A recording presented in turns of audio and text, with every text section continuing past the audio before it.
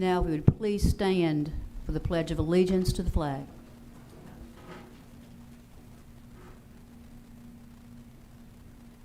I pledge allegiance to the flag of the United States of America and to the republic for which it stands, one nation, under God, indivisible, with liberty and justice for all.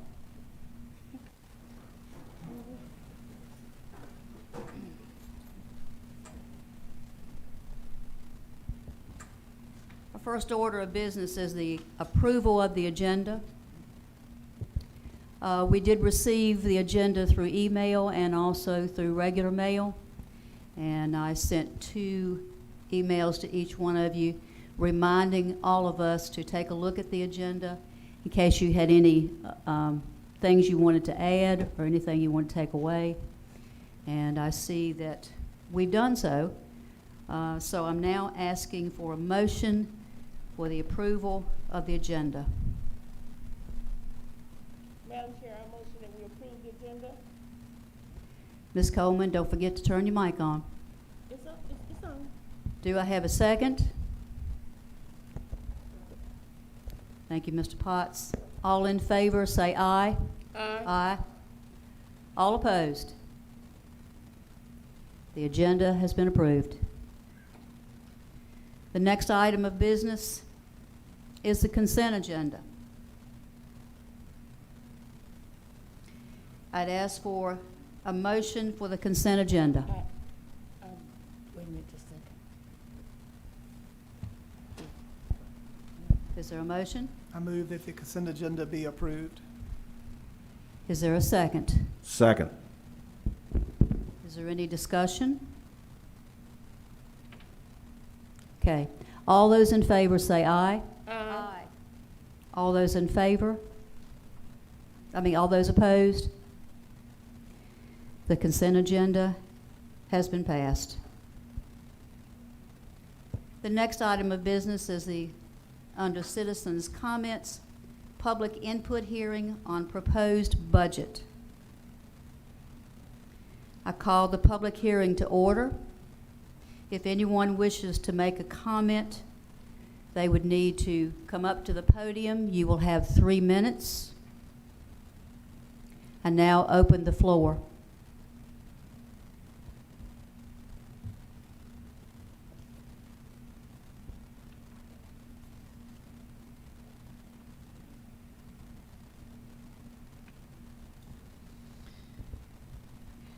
All right, let's move on to the next item on the agenda. Citizens' comments.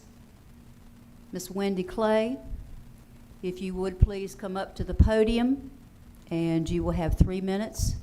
If you need a little bit extra time, we'd be glad to give that to you.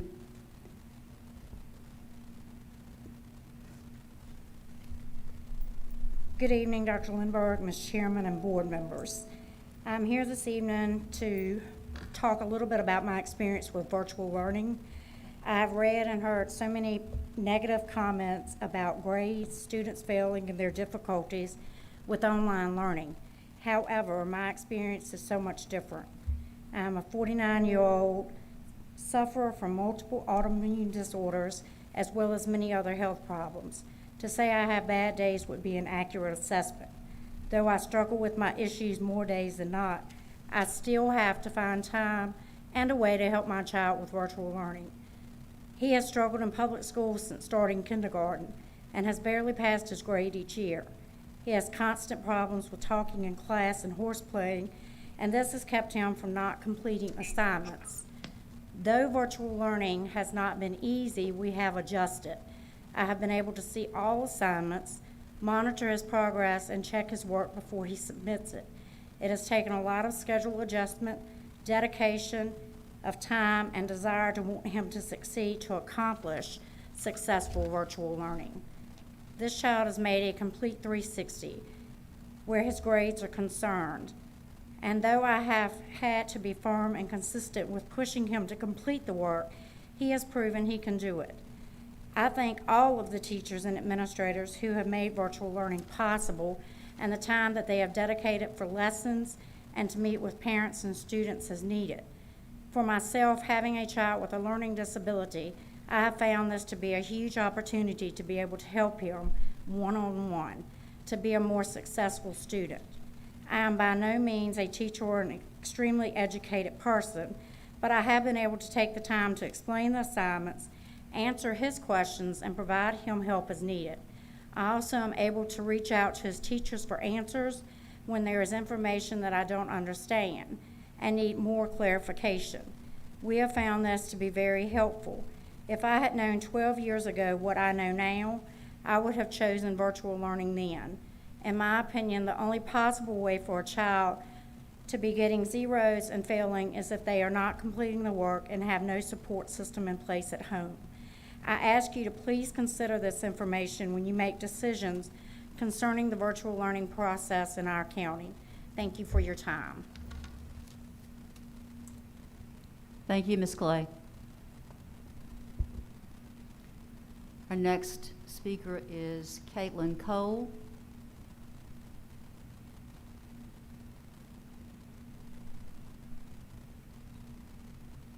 Is Ms. Cole in the audience?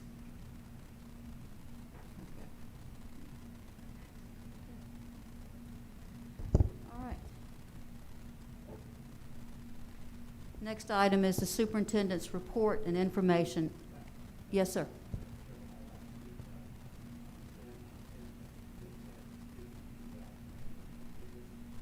Sir? Did you want to speak? Yes, sir. Please go up to the podium and state your name, sir.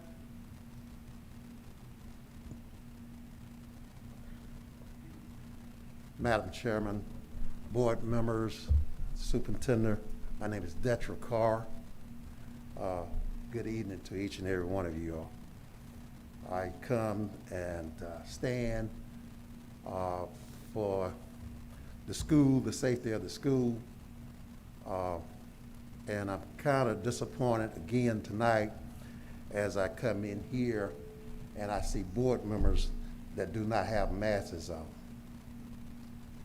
I don't know how we plan to get the students back into school and ask them or require them to wear masks when we are not wearing them ourselves. Even though we are social distancing, we need to wear our masks. We need to set an example, a positive example. And I can tell you, if you would come to my business, if you don't have a mask on, if you don't put a mask on, you're not coming in. I'd love to do business with you, but that's my policy, that's my rule, and you would have one on. And we need to do that for the safety of all of the faculty, the teachers, all of the personnel at these schools. We need to observe what is safety, one, safety for ourselves, and as well as safety for others too. Now, if I have no problem with us going back and saying you're gonna open up the schools, but we need to be following the rules. And we can't tell these kids, we can't tell the teachers, we can't tell the custodians, we can't tell the cafeteria workers to have their masks on. They're required to wear masks when we come into public meetings like this and disregard of not wearing masks. So please, please continue to wear your masks, stay the social distance, wash our hands. This too shall pass, but we have to do the right thing in order for this to pass. My other comments are, as we're talking about opening schools, you know, some of the staff have gotten shots, others haven't, and some of the employees are scared to death. They might not admit it out in public, but I surely would like to see, and I know you have a little control of people getting the shots. It's been a hassle trying to get shots. Fortunately, I was able to get mine. My 100-year-old aunt was able to get hers, but you have to be consistent. But we need to try to get the staff with shots on, get the shots, so they can feel more secure and they're at safety as well. So, please, ma'am, please, sir, please wear your masks. and have the personnel, and the teachers, and all those staff members to wear the masks.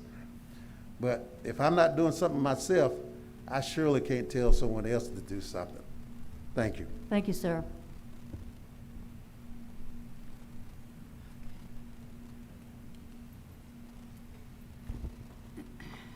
Next item on the agenda is the superintendent's report and information.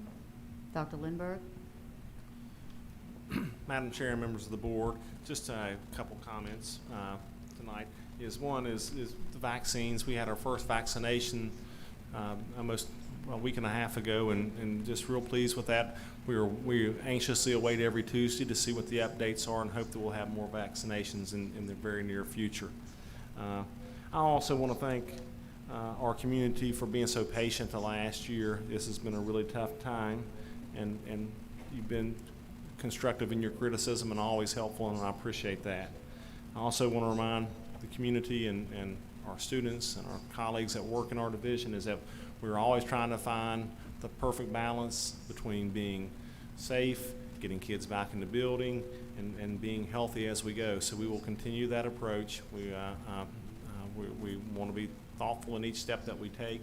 We want to be helpful and healthy, and also as we return kids to school. So that will be our how we'll do it in the days ahead. We'll take a step-by-step approach. Thank you. Thank you, Dr. Lindberg. The next item is the chair remarks, and I just have a couple to make. First one deals with going to the middle school, coming here to the middle school to get a vaccine myself, not this past weekend, but weekend before last. And I just want to commend Ms. Slayball and the nurses who were here to make sure that everyone was accounted for, everyone was looked after. Everything through the entire day went very smoothly, and I want to thank her for that. The second thing I want to address is I took a bus ride this past week with one of the local bus drivers, and I just wanted to see how things were done in delivering meals and delivering packets because I'd not had an opportunity to do so.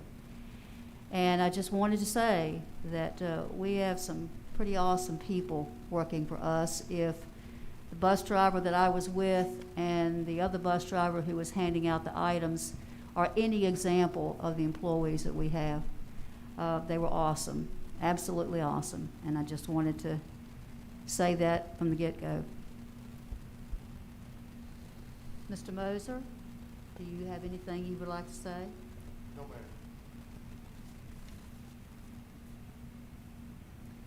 Ms. Allen?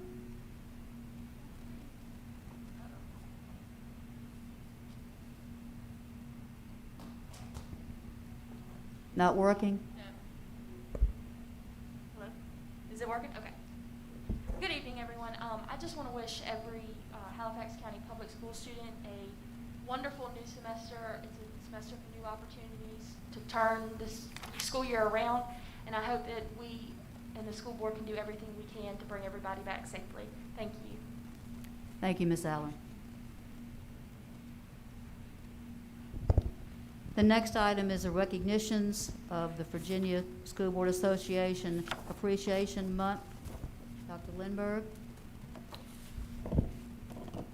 Madam Chair, members of the board, just want to at this time recognize our board members during the School Board Appreciation Month, and I just like to say personally, this year has been incredibly tough. It's been the toughest in my 30-year career, and I can't imagine the number of emails and phone calls that you've gone through. You didn't sign up for that this year you served the board, signed up the board to do things other than deal with COVID, and that's what we've done this year.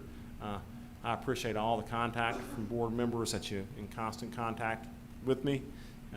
You always ask questions regarding improving our schools, and all of our board members are in constant contact with us. We have a video now.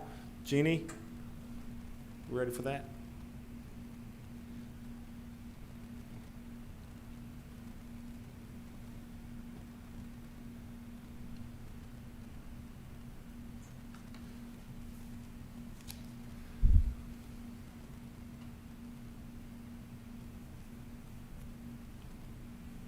My name is Casey Whitten. I'm the principal at Cluster Springs Elementary.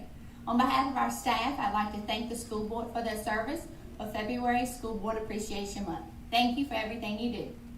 My name is Margaret Johnson, and I work at Cluster Springs Elementary School, and I just want to give a heartfelt thank you to all the school board members and our superintendent, Dr. Mark Lindenberg, for being so helpful this year. I know this has been one year full of a whole lot of stressful situations and decisions, but I am so glad you all listened to all the opposing opinions and all the sides that were coming in and with all their ideas, and you took the best for us, the children, the faculty, the staff of Halifax County Public Schools, the county of Halifax at heart, and I'm so thankful, because safety really matters. If we are not alive, we can't teach. And I just feel so thankful that I have another opportunity to teach another day.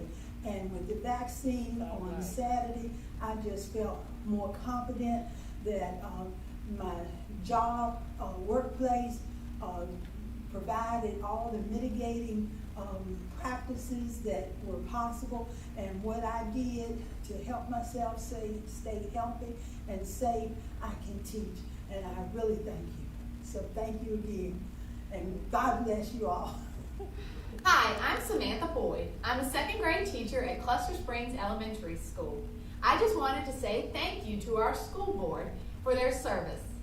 I'd really like to thank our school board for the breadth and depth of their decision making, their willingness to balance being data-driven and child-centered, but most importantly, the ongoing effort to constructively dialogue issues, agree to disagree in a convivial manner, and move forward in a collegial manner after rendering a decision. To the board members of Halifax County Public Schools, thank you for your commitment to the students of Halifax County. We appreciate your commitment and your untiring efforts to do what is best for our students. A famous educator, Mary Bethune, once said, "Believe in yourself, learn, and never stop wanting to build a better world." We know that's what you want for our students. Thank you for all you do. School board members, thank you. Thank you for your leadership during these challenging times. Thank you for making decisions to keep the safety of our children and our staff a priority. We thank you for your support as we continue to adapt and make changes to provide our students with the best possible education under these circumstances. Again, thank you. Hello, my name is Mr. Williams. I'm the 6th grade school counselor here at the Halifax Middle School. I wanted to first take this time out to thank each and every last one of the board members for a job well done. And on behalf of the Halifax Middle School faculty and staff, we appreciate all of the hard work that you all have done in this time of being our board members and representing us with all of our sometimes complaints, sometimes our challenges. But we wanted to just tell you all thank you. Hi everyone, Nathan Lanner here. I'm making this video in appreciation for all the school board and central office staff who work tirelessly and purposefully for the students and teachers at Halifax County High School. Together, I believe that we can overcome these recent obstacles and continue to strive for excellence. Go Commons. Hi, school board members. Just want to thank you for all you do for us during School Board Appreciation Month. You go above and beyond, and this has been the most difficult year in the history of my career in public education, and we appreciate all the work you've done. Thanks for standing tall for us, and thanks for all you do for our students and our employees. Thank you.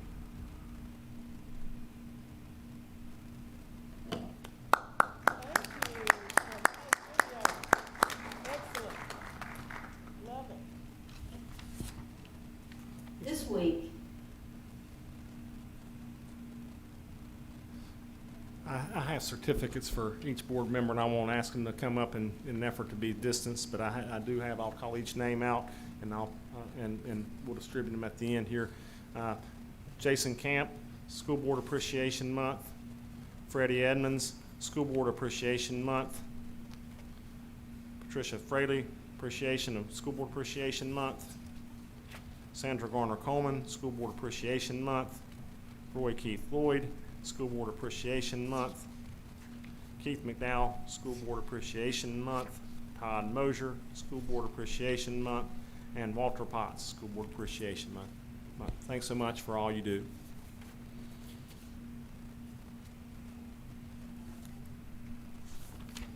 Next item is the appreciation for the board clerk and deputy clerk. Dr. Lindberg. Madam Chair, members of the board, at this time I want to recognize two of the very best in Halifax County, Ms. Robin Mahan and Joyce Towns, and they're backbone of this organization and mean so much to so many, and appreciate heartfelt thanks every single day for all you do to help me as superintendent of schools. You two are the very best. We have a video for you two as well.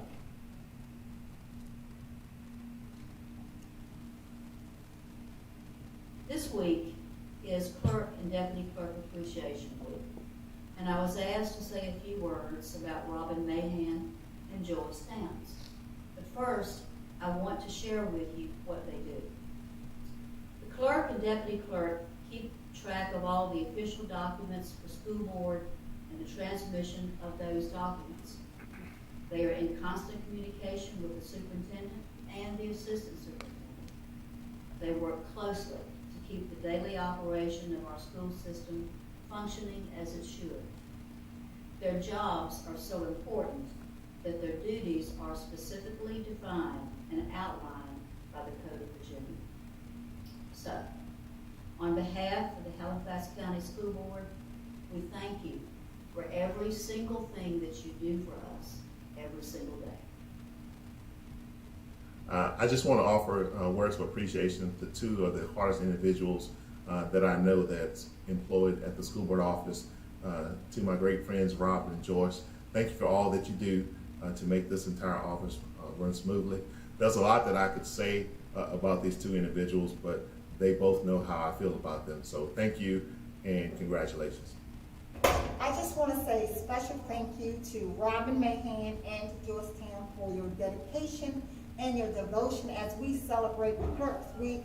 We are more than happy to have you as part of our team. Again, thank you. Hi, Robin and Joyce. Thanks so much for all you do for us. You two are amazing women and amazing people, and you're the backbone of our school system. You always go the extra mile, and we greatly appreciate you. Thanks for all you do each day.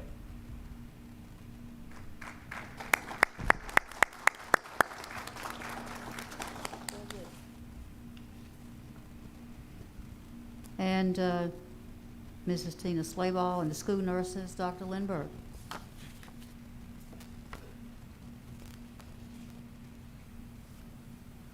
I'm not sure if they're who's here and who's not. If they're here, I would like them to stand in recognition and maybe come up front and get a picture with social distance for the newspaper. Would really appreciate these folks. So I just want a couple comments on it. So our school nurses that are recognized in the division, they have just gone above and beyond this year. Tina Slaybaugh, Susan Bomar, Angela Brinkley, Erica Connor, Jessica Foster, Bonnie Francis, Valerie Roberts, Carrie Spencer, and then I just want to comment a little bit on Miss Slaybaugh. And I just want to say that for the past year, it seems like there's been a multitude of questions every single day regarding health matters, and there's hardly a day goes by that I don't check with Miss Slaybaugh about health and employee health and contact tracing and what are we going to do here and what are we going to do there, and that includes often on the weekends. So from student health and employee health to implementing an approach to safety in our schools during this time of crisis, you have stood tall, Tina. I've watched you go from being a nurse to being a real leader in this school division, and it has been heartwarming to see that occur. And we appreciate all that you've done during the past year. You and your entire team have been critical to our school division. I mean, there's never been a day when we haven't leaned on you, and we appreciate all of you going the extra mile and appreciate your leadership, Tina. I'm just, proud of all of you, and thank you for all you've done. And I am thoroughly impressed by your diligence and attention to detail. So thank you so much for all you've done. It is heartfelt, and we really appreciate it. So I don't know if the newspaper, I think it'd be nice to, I don't know, can't dictate that, but the two folks that maybe we can get Miss Fraley to social distance and with them and all that. So, yeah.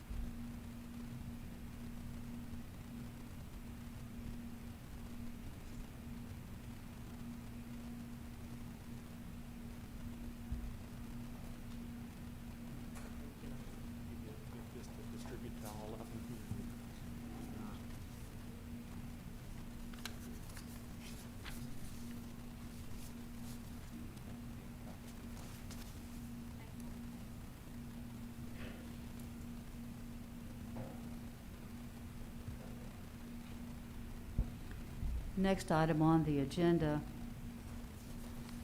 are the reports, and I'll give Ms. Slabaugh just a few seconds to get herself back there, and she's first on the list.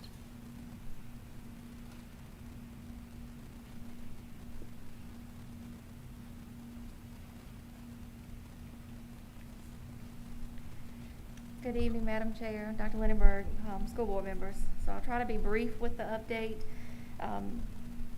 The community percent positivity for our district, Halifax, Mecklenburg, and Brunswick, was 8.1 as of this morning. At the last board meeting, it was 15.5, so we've seen some improvement, which is good. Total cases in Halifax County are now 2,144. Our core indicators, the number of cases per 100,000 average for the last 14 days is 785.5. At the last school board meeting, that was 908.6. And our 14-day percent positivity average is 12. And at the last school board meeting, that was 20.9. Employee cases and contacts, we've had a total of 75 cases since we've started back in August, 20 since the last school board meeting. We have 2 employees that are currently awaiting test results. We've had a total of 149 employees that we have put in quarantine because they've been exposed, 51 employees who have been tested but tested negative, and currently we have 29 employees who are quarantined or on isolation because they've tested positive. Total students testing positive who have participated in in-person events is 4, and we currently don't have any students on quarantine. Any questions? Yes, sir.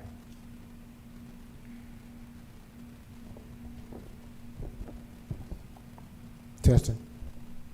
Ms. Slabaugh, Yes, sir. thank you and the nurses for doing what y'all been doing. Thank you. You've been doing an excellent job. Considering the circumstances and what you had to do with, to deal with, I don't know why I'm feeding back. I just want to personally thank you for all that on behalf of myself. The board can speak for itself, but I want to thank you for doing that. But I do have a question. Thank you. Yes, sir.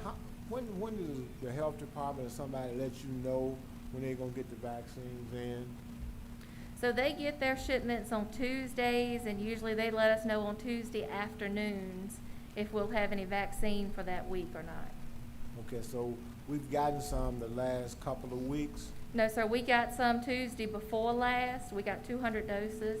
We did not get any last week. Okay. Do you know that there's any mechanism set up?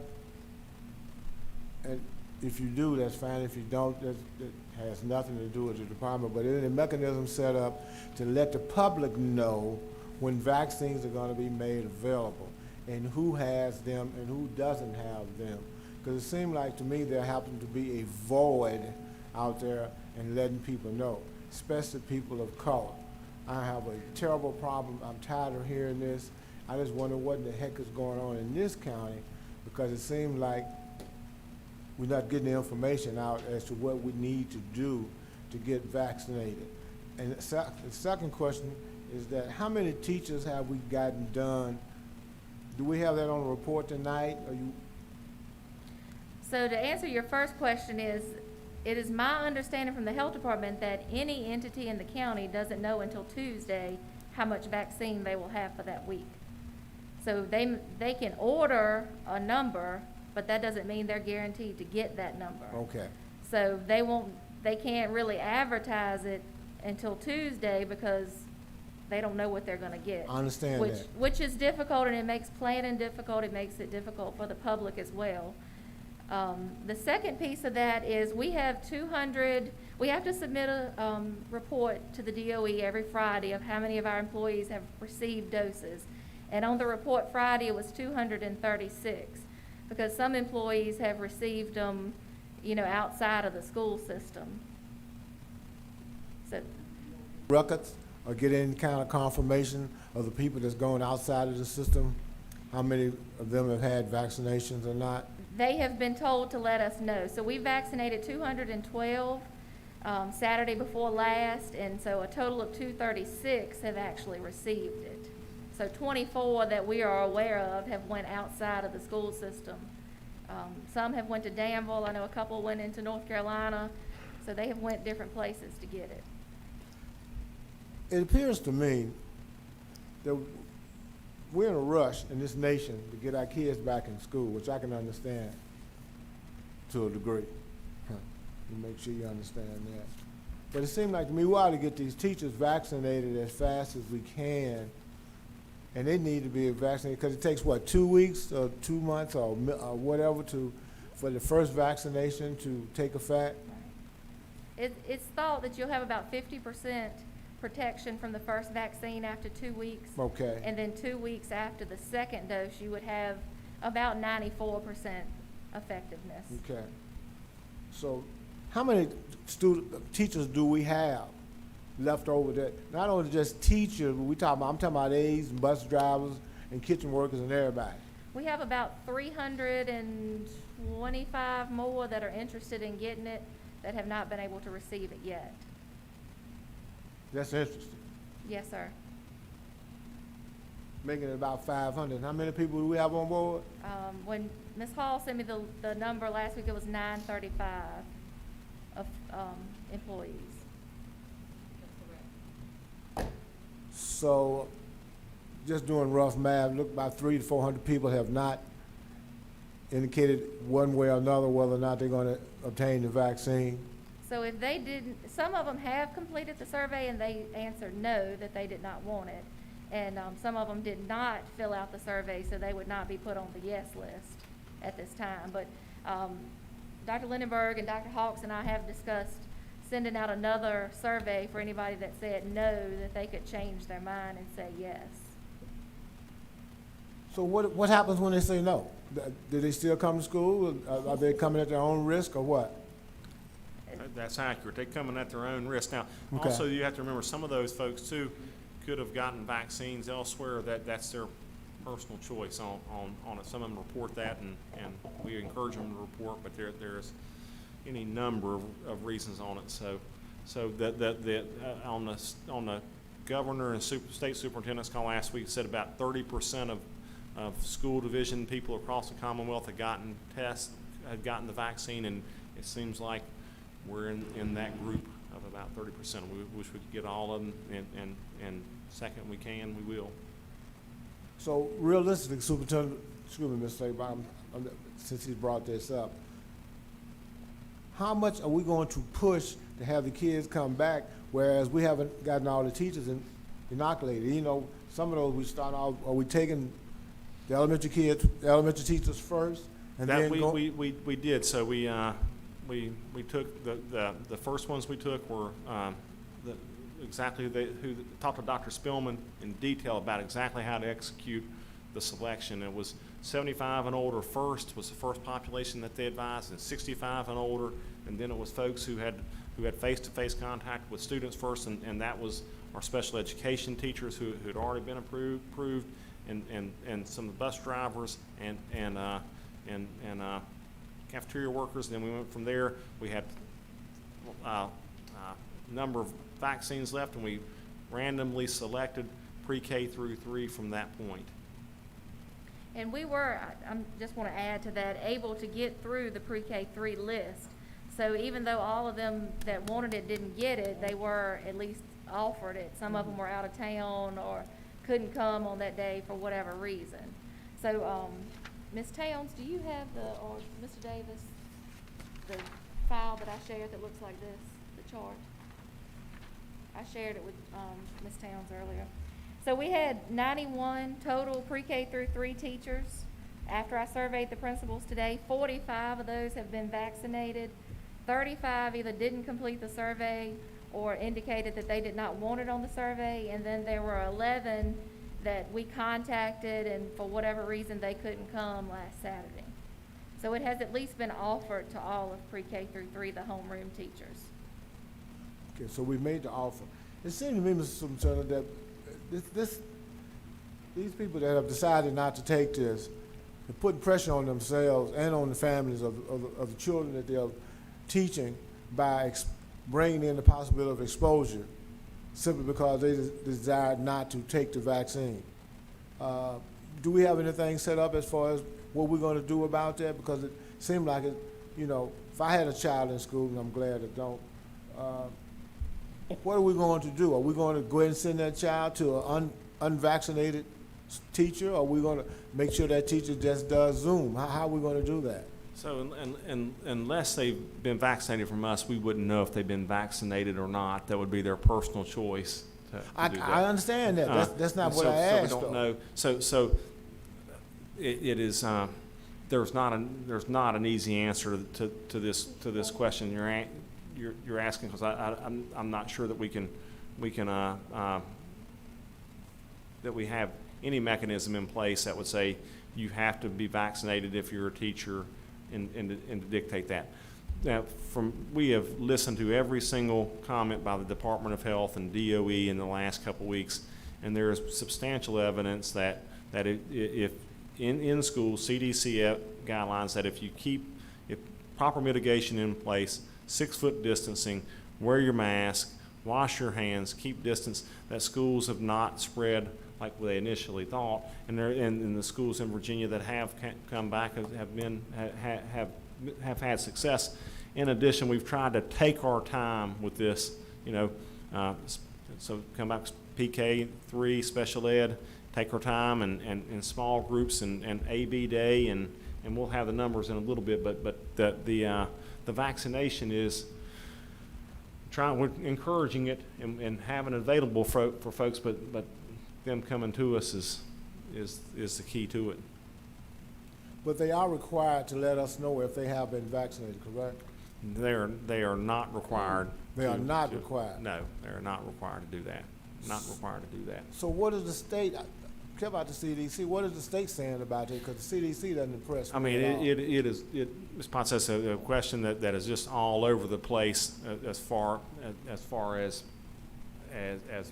what a board would want to do. It's I mean, it would, it's personal choice. Is it the employer to dictate that? I mean, those are things that certainly are valid questions and that are not necessarily clear or not clear. So what I'm hearing then, so parents that are going to be rushing to let their kids back in school could possibly be putting them in face-to-face with teachers that do not have vaccination, that did not want to take a vaccination, and stand the possibility of becoming infected either by the kids or infecting the kids. Is that what I'm hearing? Well, I think that's accurate. I think the students who come to school who are have not had the opportunity to be vaccinated either. Right. Well, that's my next question. I want to see that. I want to see the kids get vaccinated before they come in, so we can make sure that they don't infect the other kids, because that can happen too. The vaccine is not approved in children. No, it's not approved for children. Excuse me? The vaccine is not approved to be given to children. Mr. Potts, could I ask her a question? Sure. Ms. Labaugh, you said that there are 45 of our students pre-K through third grade that have opted to take the vaccine? 45 of the teachers, yes, ma'am. Okay. And so the teachers are still required to wear face masks. They're still required to have the children 6 feet apart, and then wash hands, of course. And then those special ed students that we have that are more severe, the teachers also wear gowns and gloves when necessary also. That's still in practice, correct? Yes. Yes. Just because you have the vaccine doesn't mean you need to take your mask off, right? Not at this time. Okay. We hope that in the future it will be, but not at this time. Okay. So I'm hearing then, Madam Chairman, that the teachers that haven't taken the vaccine are required to wear a mask even though they haven't done that even while around the kids, right? Yes, sir, they are. Okay. What if they decide not to wear a mask? I haven't run into that. I've gone into the classrooms. I'm being the devil because I want to know what we're going to do in case they don't. I know the answer to that one, Mr. Potts. So if an employee, we're the employer. Okay, personal health is separate. I mean, there are some things in personal health that choice. As far as dress code goes and what people wear and all that kind of stuff, an employer has broad latitude to tell them, wear a mask, wear a tie, whatever, maybe. In this case, we're going to wear protective gear because we have that right to dictate that. That's clear. So our employees, that work for us, when they come into a building, they've got to wear the mask. And I want to say this. In the schools 10 schools we have had people in the buildings every single day. We think we've only had one outbreak in a school itself. Now, we've had cases in schools, and those cases have typically been from work or families outside, but person-to-person transmission in our school buildings, and a couple other places we've had some challenges, but in the buildings themselves, we have not had, we think we've only had one person-to-person, employee-to-employee transmission, which tells me that we are implementing mitigation well and keeping folks distance, and that's something that Tina and I have taken particular pride in as we've worked our way through it. Is, it's kind of one of the things we say, are we seeing, when we get a positive case, is it linked to it from one employee to the other? And typically the answer has been no through contact tracing. That's been so it's the typical one is somebody outside of school, and they've got, because that's more natural anyway. That's where they're with their family and all that kind of stuff. So when they come to work, it seems to be, we seem to have mitigated it well, but we have not had significant numbers of students in the building yet either. So that's our next challenge. Ms. Labaugh. Oh, go on. I had a comment too. Go on, Madam Chair. I just have one quick question, and Ms. Coleman, this might be your question. Yeah. Could you just briefly tell us about the rapid test kits, the accessibility of those, and the paperwork involved, and the length it would take to get these items, and do you have the cost of them? Just kind of briefly give us information about that. I don't have a cost, and I don't have a lot of information about them. It has been some discussion on the state level about them being in schools, and on the federal level about offering rapid test kits in school. But the thing about a medical test is, for a child, you would have to have parent permission to perform the test. Then you would have to have a doctor that you could refer them to if they were to test positive. Labs and lab testing is regulated by a lab system, so that would either have to be waived or we would have to be certified to do those tests. And then, of course, on top of that would come the training of the nurses to be able to do it. Okay. Thank you, Ms. Labaugh. You're welcome. Ms. Coleman, did you? That was my question too, but I'm sure if you're a registered nurse, that wouldn't be a problem with you, becoming certified in order to give the rapid test, because that would be most effective, I believe, with the people that, that don't want to take the test, And if they were to come into the building and they're registering a temperature, then immediately you could administer the test. Now, I don't know about the children, because like you said, that, we're going into another area there with parental permission and all that. But at least for the teachers, if we could administer that rapid test, and I don't know if we have nurses at every school site, but even the person could be put in a holding place until a registered nurse or someone certified to give the test goes to that particular building, and that would eliminate a lot of the transmission and keep from going into quarantine. Correct. We do have a nurse at every building, that if Okay. if we get to that point, they could all be trained. Okay. Madam Chair, I have a question. Yes, sir. Yes, Mr. Moses. Ms. Slaybaugh, you said you got 212 people vaccinated, correct?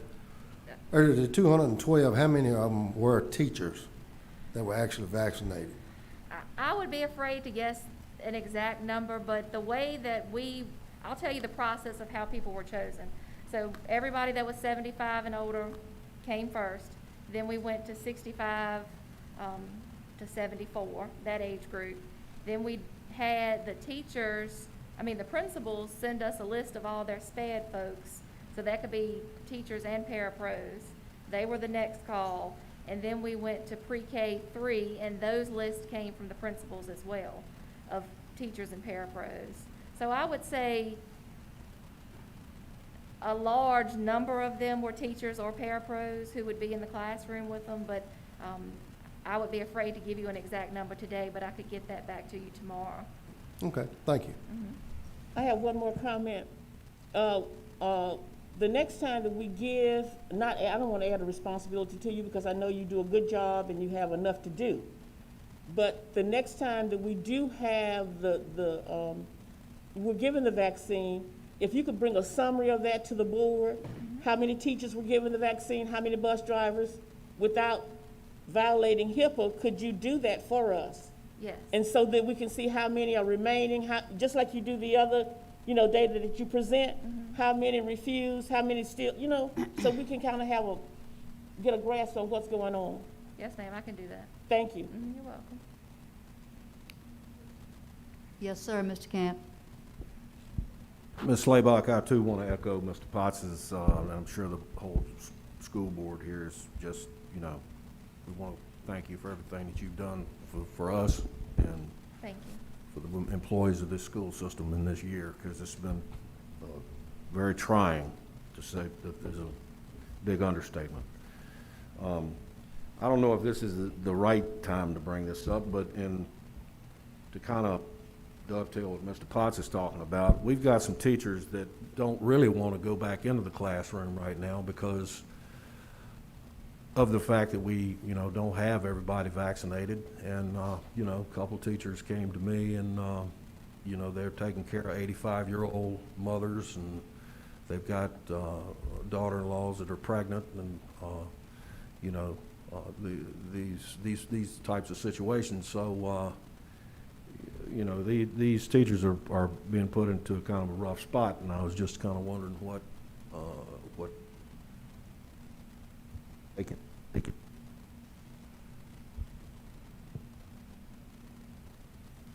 I think the challenges are valid, Mr. Camp, and we're trying to find appropriate balance to testing and getting them face-to-face, and I stress that the empirical evidence that the DOE and the CDC has shared with us is that in Department of Health and our superintendent's meeting is that schools that keep mitigation strategies in place have had success, and that we'll take our time with small groups going back. That will be our plan, special education, PK through 3, then 6 and 9, and then just trying our best. And it looks like, we'll show you the numbers in a little bit, the numbers are low in our classes and all that. So the numbers for I think the elementary school looks like is at high end 28% of our students on any one day in a building, 28% on a day. So you disperse that in our buildings, and I don't think there's a classroom that we have that is that is at capacity and all that. So the mitigation is the key point, is the key thing, and then we're trying, trying to find an appropriate balance. Of course, the governor asked us to have students in school by March the 15th, and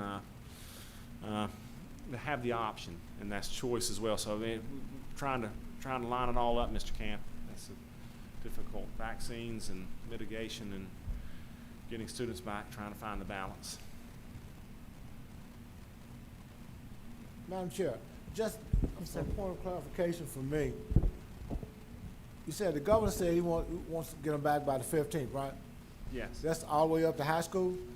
It is. I mean, so in listening to the governor and listening to Dr. Lane, state superintendent, there's not a mandate on how you do it, and so we have taken just tried to go on with what we're having is the board's approved PK through 3 and special ed in October. So that would be our first group.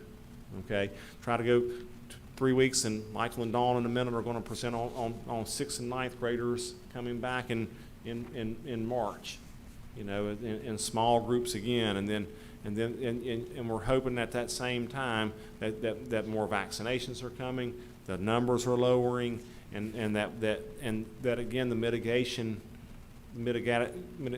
strategies are fully in place, and that's our step-by-step approach for doing it.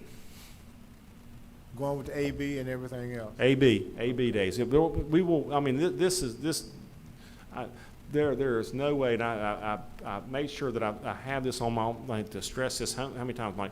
It is going to be choice for the rest of the year for families. I mean, pure choice. If they want to, virtual is there for the remainder of the year.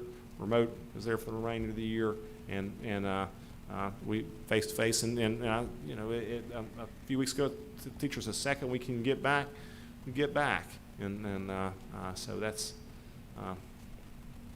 where we are with it. So theoretically, we could be looking at 4 or 5 months before we start getting the full AB going with 12th graders and everybody. I think our goal would be by April to have it. Okay. So that would be so. I mean, I think you'll hear more of that tonight. So Michael and Dawn are going to say present next, and they're going to say, okay, this is how we want to get 6th and 9th graders back, and they're going to say, we would like you to say, give us a blessing on March the 8th. At the same time, when Lisa finishes hers tonight, pre-K through 3, we're going to show the numbers and say, okay, we would like you to say, consider 4th and 5th grade coming back on March the 8th.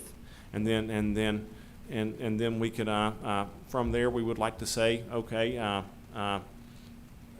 we don't have a firmer date for the rest of the kids in high school, but they're in April, have them back. And I know that it's 2 months before the school year ends, but I think when we get them back, there'll be some kids that want to come in there and they need that face-to-face. And I appreciate what Ms. Clay said about virtual school earlier. I mean, I thought that was fantastic.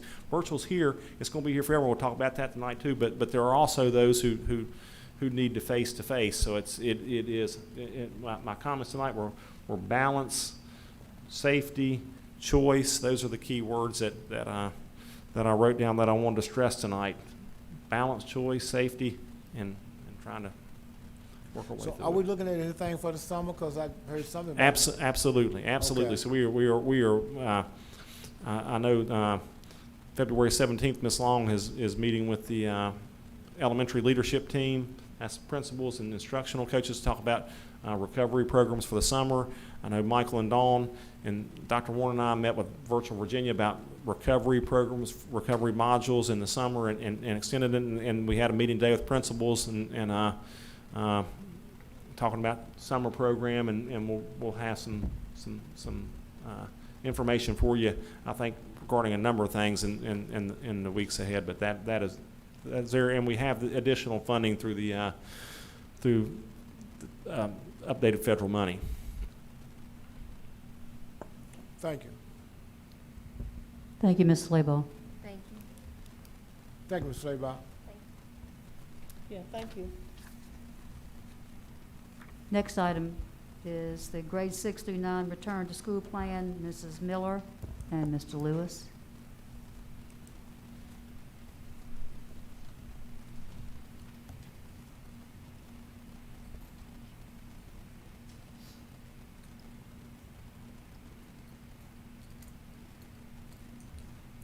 Good evening, Madam Chair, Dr. Lindenberg, the entire board. This evening, Mr. Lewis and I are here to talk to you all to share the middle school and high school plans to return students to the middle and high schools. And we'll also like to combine discussion about the Internet Cafe at the end of this presentation as well. So when we discuss our hybrid plan, just so that we're all on the same page of what we mean, hybrid students are divided into two groups, A and B. A students would attend in person on Monday and Wednesday, and on Tuesdays, Thursdays, and Fridays, they would continue by distance as they're already familiar with.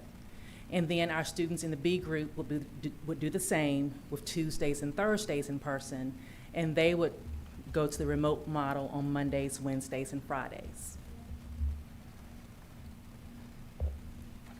So here we've already began to survey our parents and families for our sixth grade survey, our sixth grade students, and the ninth graders also will share their data later.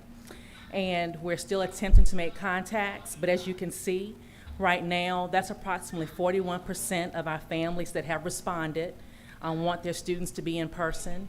And we've also tried to break it down so that you can see how many students would be in the building per day. So right now, of our 298 responses, which we're waiting for a little less than 30 to respond, 123 parents have, 123 students should be coming back to our building in person. Only 64 on Mondays and Wednesdays, 59 on Tuesdays and Thursdays, and the remaining students will remain virtual. So that you can see also what the flow of the day would be like for our students. Our students who do attend in person would attend all 4 core classes on both days that they are here in person. At the middle school, students take 2 related arts courses. They would only attend 1 related arts on any given day. So let's suppose I take PE and band. I may take PE when I'm here on Monday, and I would do band on Wednesday. And then at that same time, the teachers would have some students in person while they're Zooming with those at home at the same time for certain periods throughout the day. And then here you can see our virtual schedule, and the students are already very familiar with that.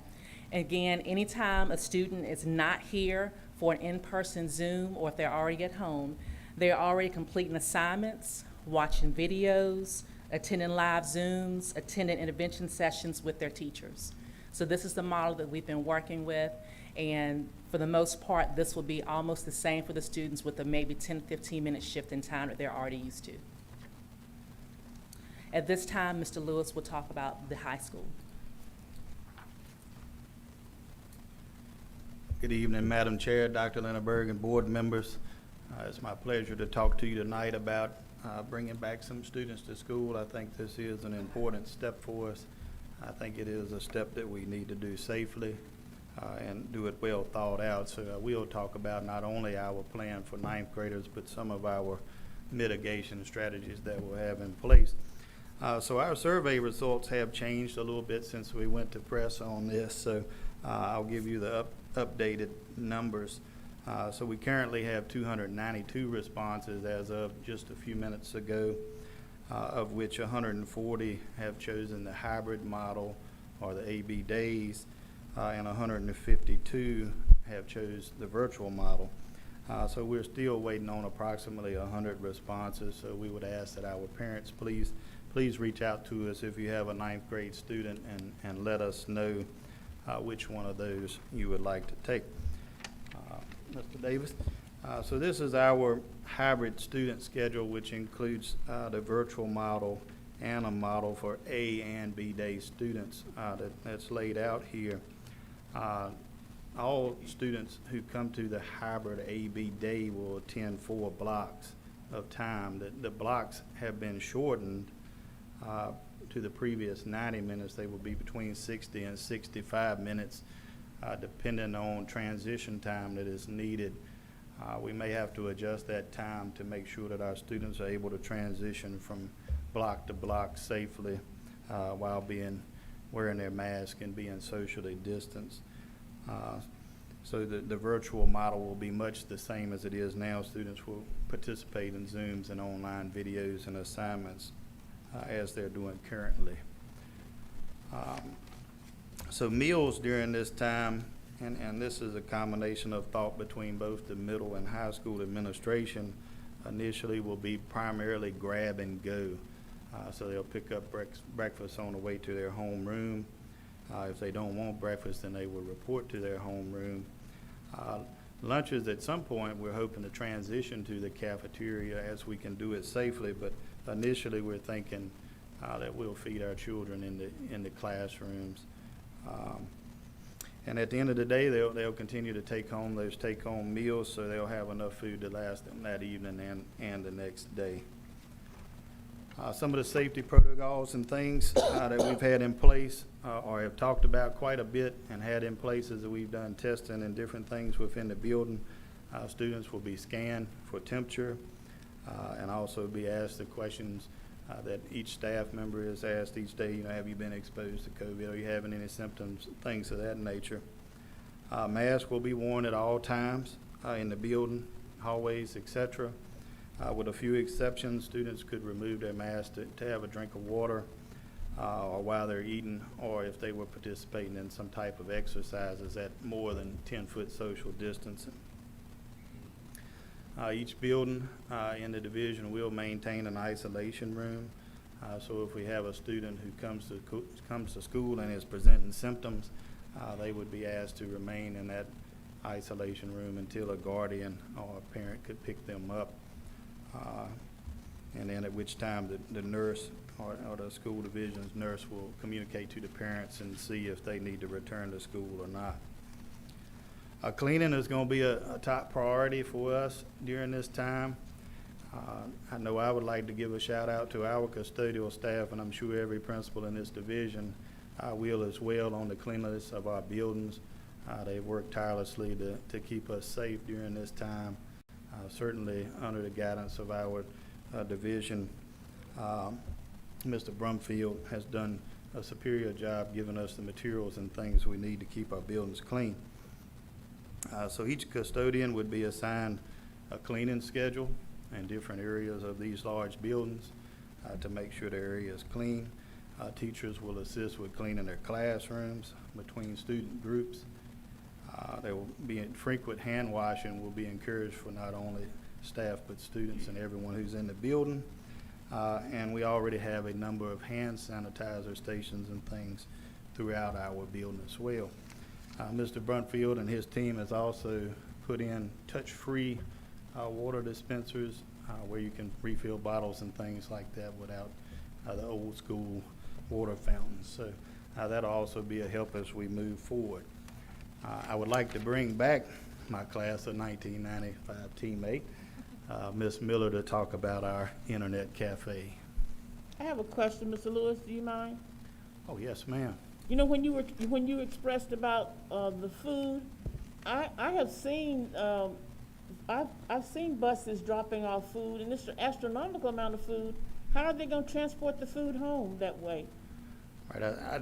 I think they'll be giving it in a similar bag, and a lot of times, even in the past, when they've given food to take home, it's been in a brown bag that's much easier for the student to put in their book bag or something. So they're accustomed to receiving this type of bag food headed home from past. So we have experience with that one.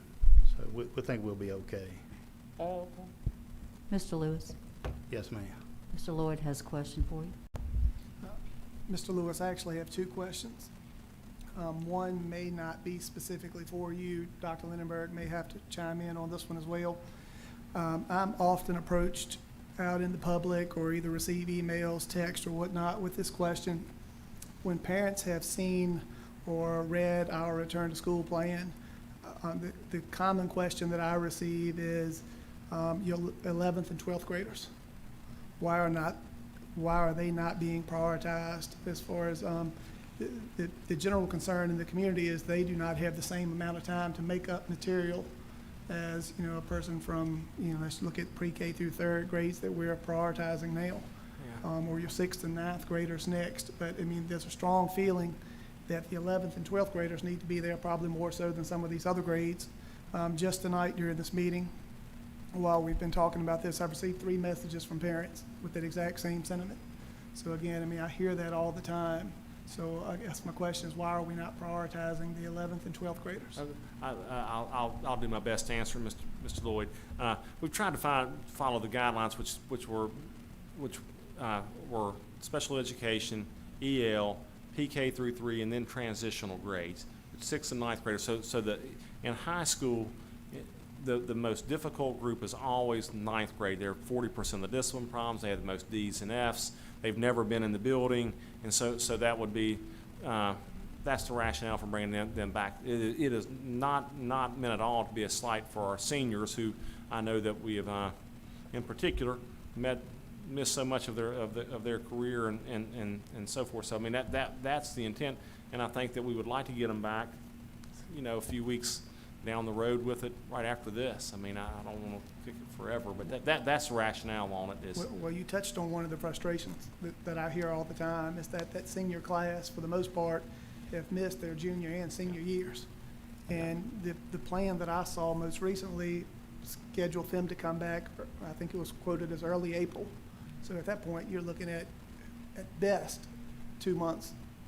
They missed their junior and senior year completely. So I know there are parents out there that would love to see that population receive a little bit more consideration, even if you're seniors and then your juniors shortly thereafter, but not pushing your seniors until last. So that was my first question / point that I would like to bring up. Second question is, I'm looking at your schedule here, your hybrid student schedule and your virtual schedule.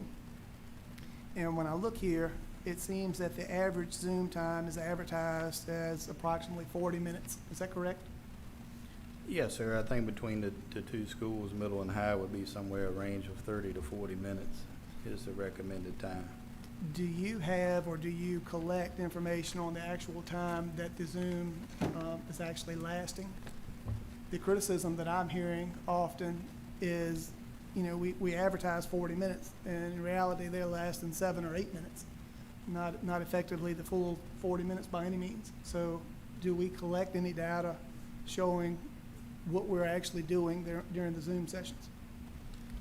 What we do, and I'm speaking for the high school, I'm not sure how Ms. Miller and her team handle it, but I'm sure it would be similar, is that we perform observations just as we would in the classroom. So we would be invited to do Zoom links, and we participate in the class that way. So our administrative staff would do that quite frequently. They're called walkthroughs, and we've been doing those for a number of years now. It would be documented if it was found that a teacher wasn't performing at an expected level. They could be placed on a performance improvement plan or something of that nature. But that's the way we would gain and evidence what's going on within those Zooms. It also is important to cite that sometimes a Zoom is in addition to a recorded video that students should watch and participate in as well. And a lot of times those videos would be 25 to 40 minutes. So that could be some discrepancy in the live Zoom time, because a teacher, particularly our math department, has a lot of pre-recorded instruction so that students can go back and view that multiple times. So that could be where some of the discrepancy in time comes from. I would encourage parents and community members to reach directly out to us if they're having an issue with Zoom times so that we can address that with the teacher. So in your response, I heard you mention that you somewhat monitor those. I guess 2 questions to follow up. Does that monitoring also occur from the central office? And I guess for both parties, if the answer is yes, when you do that, my guess would be the most successful way to do that would be obviously not to log in at the beginning of class, because then obviously that class is going to run for the full time if you're in there. So that monitoring would need to occur at minute 15, at minute 20 of a 40-minute session, so we can accurately tell, are the Zoom sessions being effectively led like we want them to be? And I hope the answer is yes. I really do. I mean, I hope the answer is yes, and probably for the large percentage, the answer may be yes. But we need to know without a doubt that that's occurring across the board. Mr. Lewis, can I just say one thing? Sure. Mr. Lloyd, it's been my observation. I've been at the Zoom times for certain teachers, elementary and middle school. And in fact, I've tried to see Ms. Miller on those occasions, and she's been watching her Zoom teachers at that time. So I do know that they are monitoring them at the middle school, and I don't mean to be speaking for Ms. Miller, but I know you do that. And I know at Senator Jennings that Ms. Owen is there watching each one of her teachers at specific times when they have Zoom times. She's watching, and I have to kind of go in and catch her when she's not doing that, because she doesn't like to be pulled away from that. And I guess Mr. Lewis can address the high school, but I just wanted to let you know that. Yeah, as we've been trained previously on a number of occasions about walkthroughs, we certainly don't perform those walkthroughs all at the beginning of class. It would be relatively impossible for us to do them all at the beginning of class because of the number of teachers we have. So sometimes we'll start in one class and then we'll progress to another class, just as if we would if we were on our feet. Now it's just virtual as we're entering the classroom differently. So yeah, we do target different times and not necessarily just the beginning or the end. You know, we try to do it differently. And are those documented?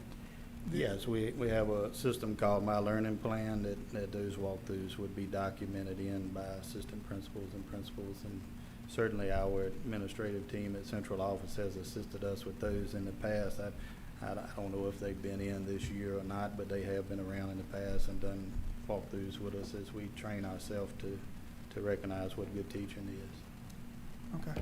I mean, because quite frankly, to your point, Ms. Fraley, I hear outstanding comments at the elementary level. And I mean, I do, outstanding comments at the elementary level. And that's not a knock on the other levels. That's just more where I hear the favorable comments. You know, people that reach out to me typically have come from the elementary level. So that's why my question is more aimed at the secondary level, to see exactly how it's being done, not as a point of criticism, but to see how are you monitoring that. I mean, I would love to see any information, you know, maybe as a presentation to the board on the walk-ins, how effective they have been. Because, I mean, again, you know, if this is a permanent method of instruction moving forward, I think we need to know the effectiveness of, you know, of this type of instruction. Yes, sir, and I think I would encourage too that if there are folks that need to reach out to us, I would love to hear from them on that. I'd also like to reiterate that at the high school and secondary level, there are a number of pre-recorded instructional videos and things that we would like for our students to watch. And that is also considered instructional time, and we are tracking that time as well, the number of videos uploaded and things like that. So in the secondary level, you would see a variety of classrooms, flipped classrooms, to live classrooms and things like that. So not every teacher is going to demonstrate the same teaching model or technique or even use Zoom at a maximum of 30 minutes.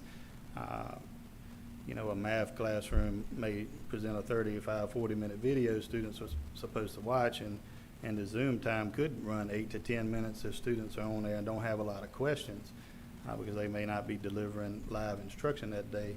They pre-record it very purposely so that students can go back and watch those videos a number of times. And some of the feedback I get from our teachers that had the students fail to watch those videos at times and things. So I'd like to encourage our parents to make sure students are participating in those as well. Thank you. Excuse me, I have a question. Madam Chair, I'd like to piggyback on what Mr.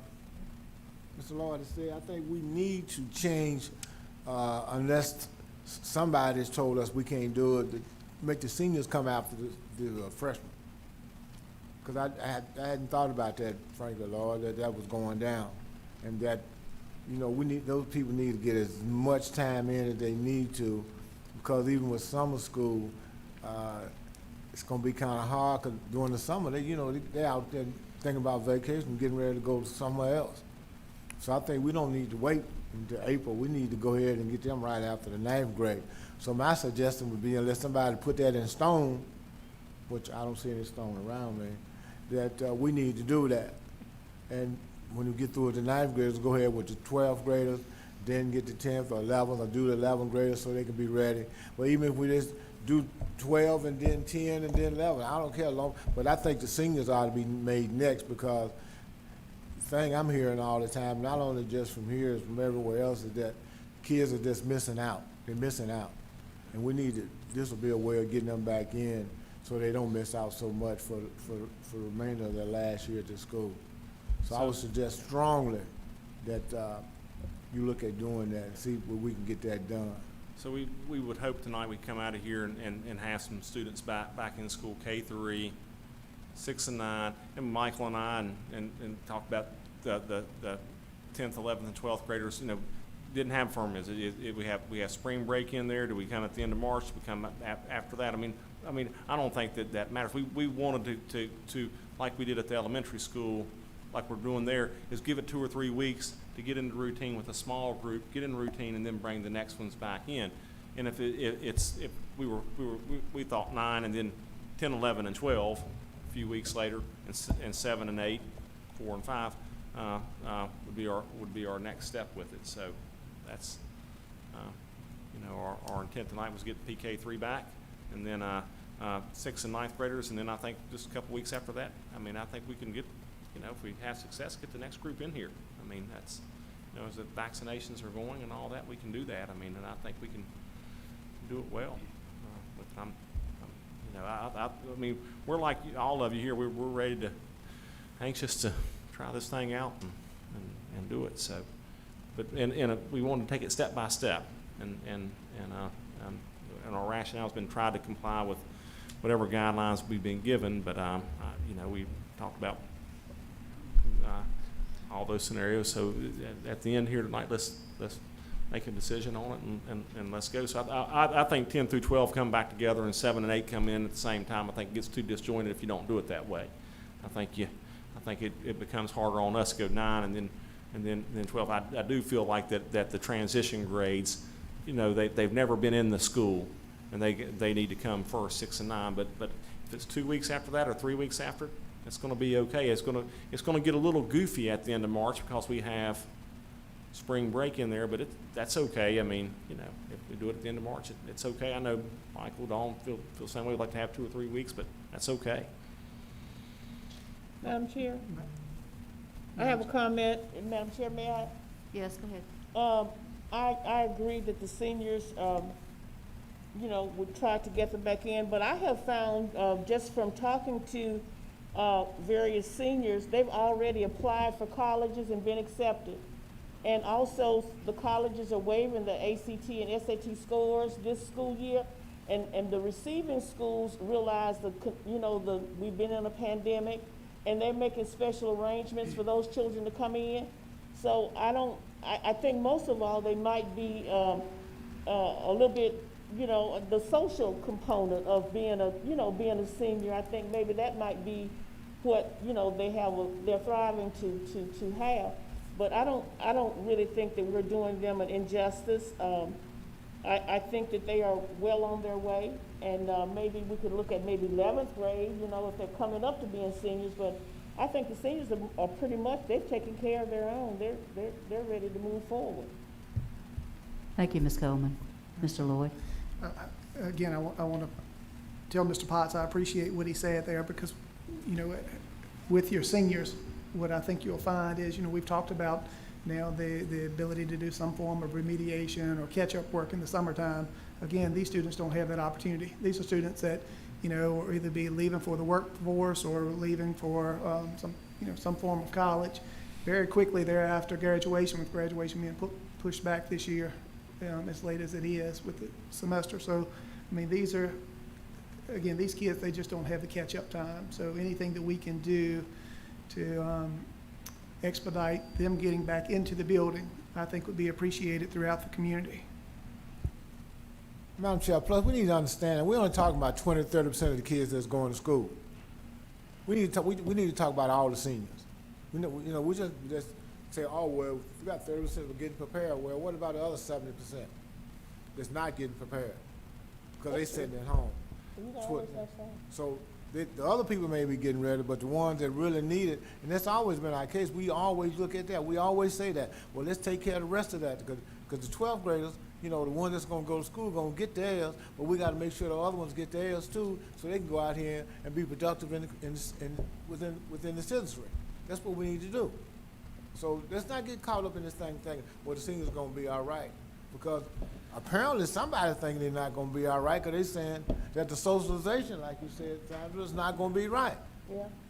It's not gonna be right, so we need to do this, to take a serious look at what's going on and what's gonna happen to the seniors and what's gonna happen to the juniors and the sophomores, because the sophomores and them, these kids are better, able to adapt, but they cannot adapt all the way.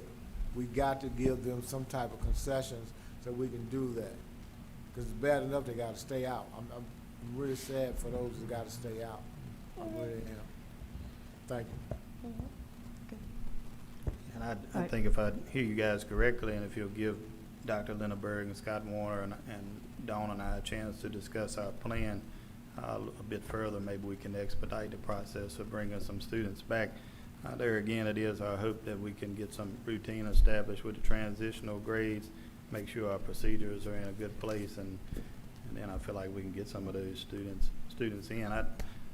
I would request Dr. Linneberg, perhaps we just talk about it again. We have a slide here tonight. Certainly, we want 6 and 9 to come back March 8th. We would ask the board to consider that, and I've got the slides out of order now. And then perhaps we review the April 12th date of 7, 8, 10, 11, and 12, and maybe see if we need to make some adjustments to accommodate our students. I would like to let folks know too that we do have recovery courses for seniors that are taking place right now as what you would call a 0 block or a 5th block of time that are running for approximately 70 hours that students could recover a credit if they missed it first semester.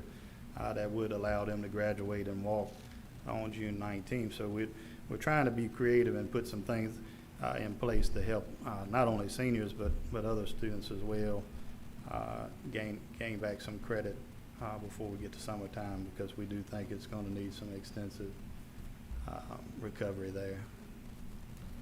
Okay. So the hiccup in there is spring break week is the week of April the 2nd or April the 3rd, and so I mean we could certainly go April the 8th, or excuse me, I'm looking wrong. I'm looking at April instead of March. Okay, we can start March the 8th. The hiccup week is the first week in April, which is spring break, and I mean the 22nd or the 22nd gives 2 weeks, or the 29th. So if we're gonna be ready to go. I mean 22nd, 29th, 12th. I mean we can, it just depends on how much or how much time we want with it and all that. But I don't think it's we're okay with it. If spring break was 29th, gives you 3 weeks to transition, make sure you're all set, and then you go back to 29th. That gives us a chance to have a board meeting in between to see how pre-K and 3 is going, and March the 8th, and then come back to 29th. And that, I mean, I would love to see us come out here tonight and say, okay, we know we got PK and 3, special ed, 6th and 9th graders coming back on the 8th, then come back and target the rest of them coming back on the 29th, and then that gives us a chance to check back in on March the 8th school board meeting, one more meeting in there. You also have March 22nd, a budget meeting. That gives us 2 chances to check in if we need to. So, it gives us plenty of chances to work our way through it. Right. It sounds like it's going to be April. I don't care how you look at it. Well, just said March the 22nd, 29th. I mean, we can do that. I mean, 29th. Ain't but 2 days in the month, man. What's that? Ain't but 2 days left in the month. 3 days from there be April. So, I mean, it's right around the door. So, you're still looking at March, looking at April when we're talking about that. So, the way it's set up is not going to get any better than that, the way it looks. Is that the way you see it, Kate? Kate? Yes, and I would prefer to defer. I would prefer to defer to you on this situation, but when I'm looking at this, you know, if we do truly bring in students back on February 16th, the pre-K through 3rd, you know, I would hope that within a month, we would be ready to bring in the seniors. I mean, that's a month's time to prepare and use the information that we're gathering from the younger students to apply that to the secondary levels. So our proposal tonight was PK through 3 and then bring 6th and 9th graders back in on the 8th.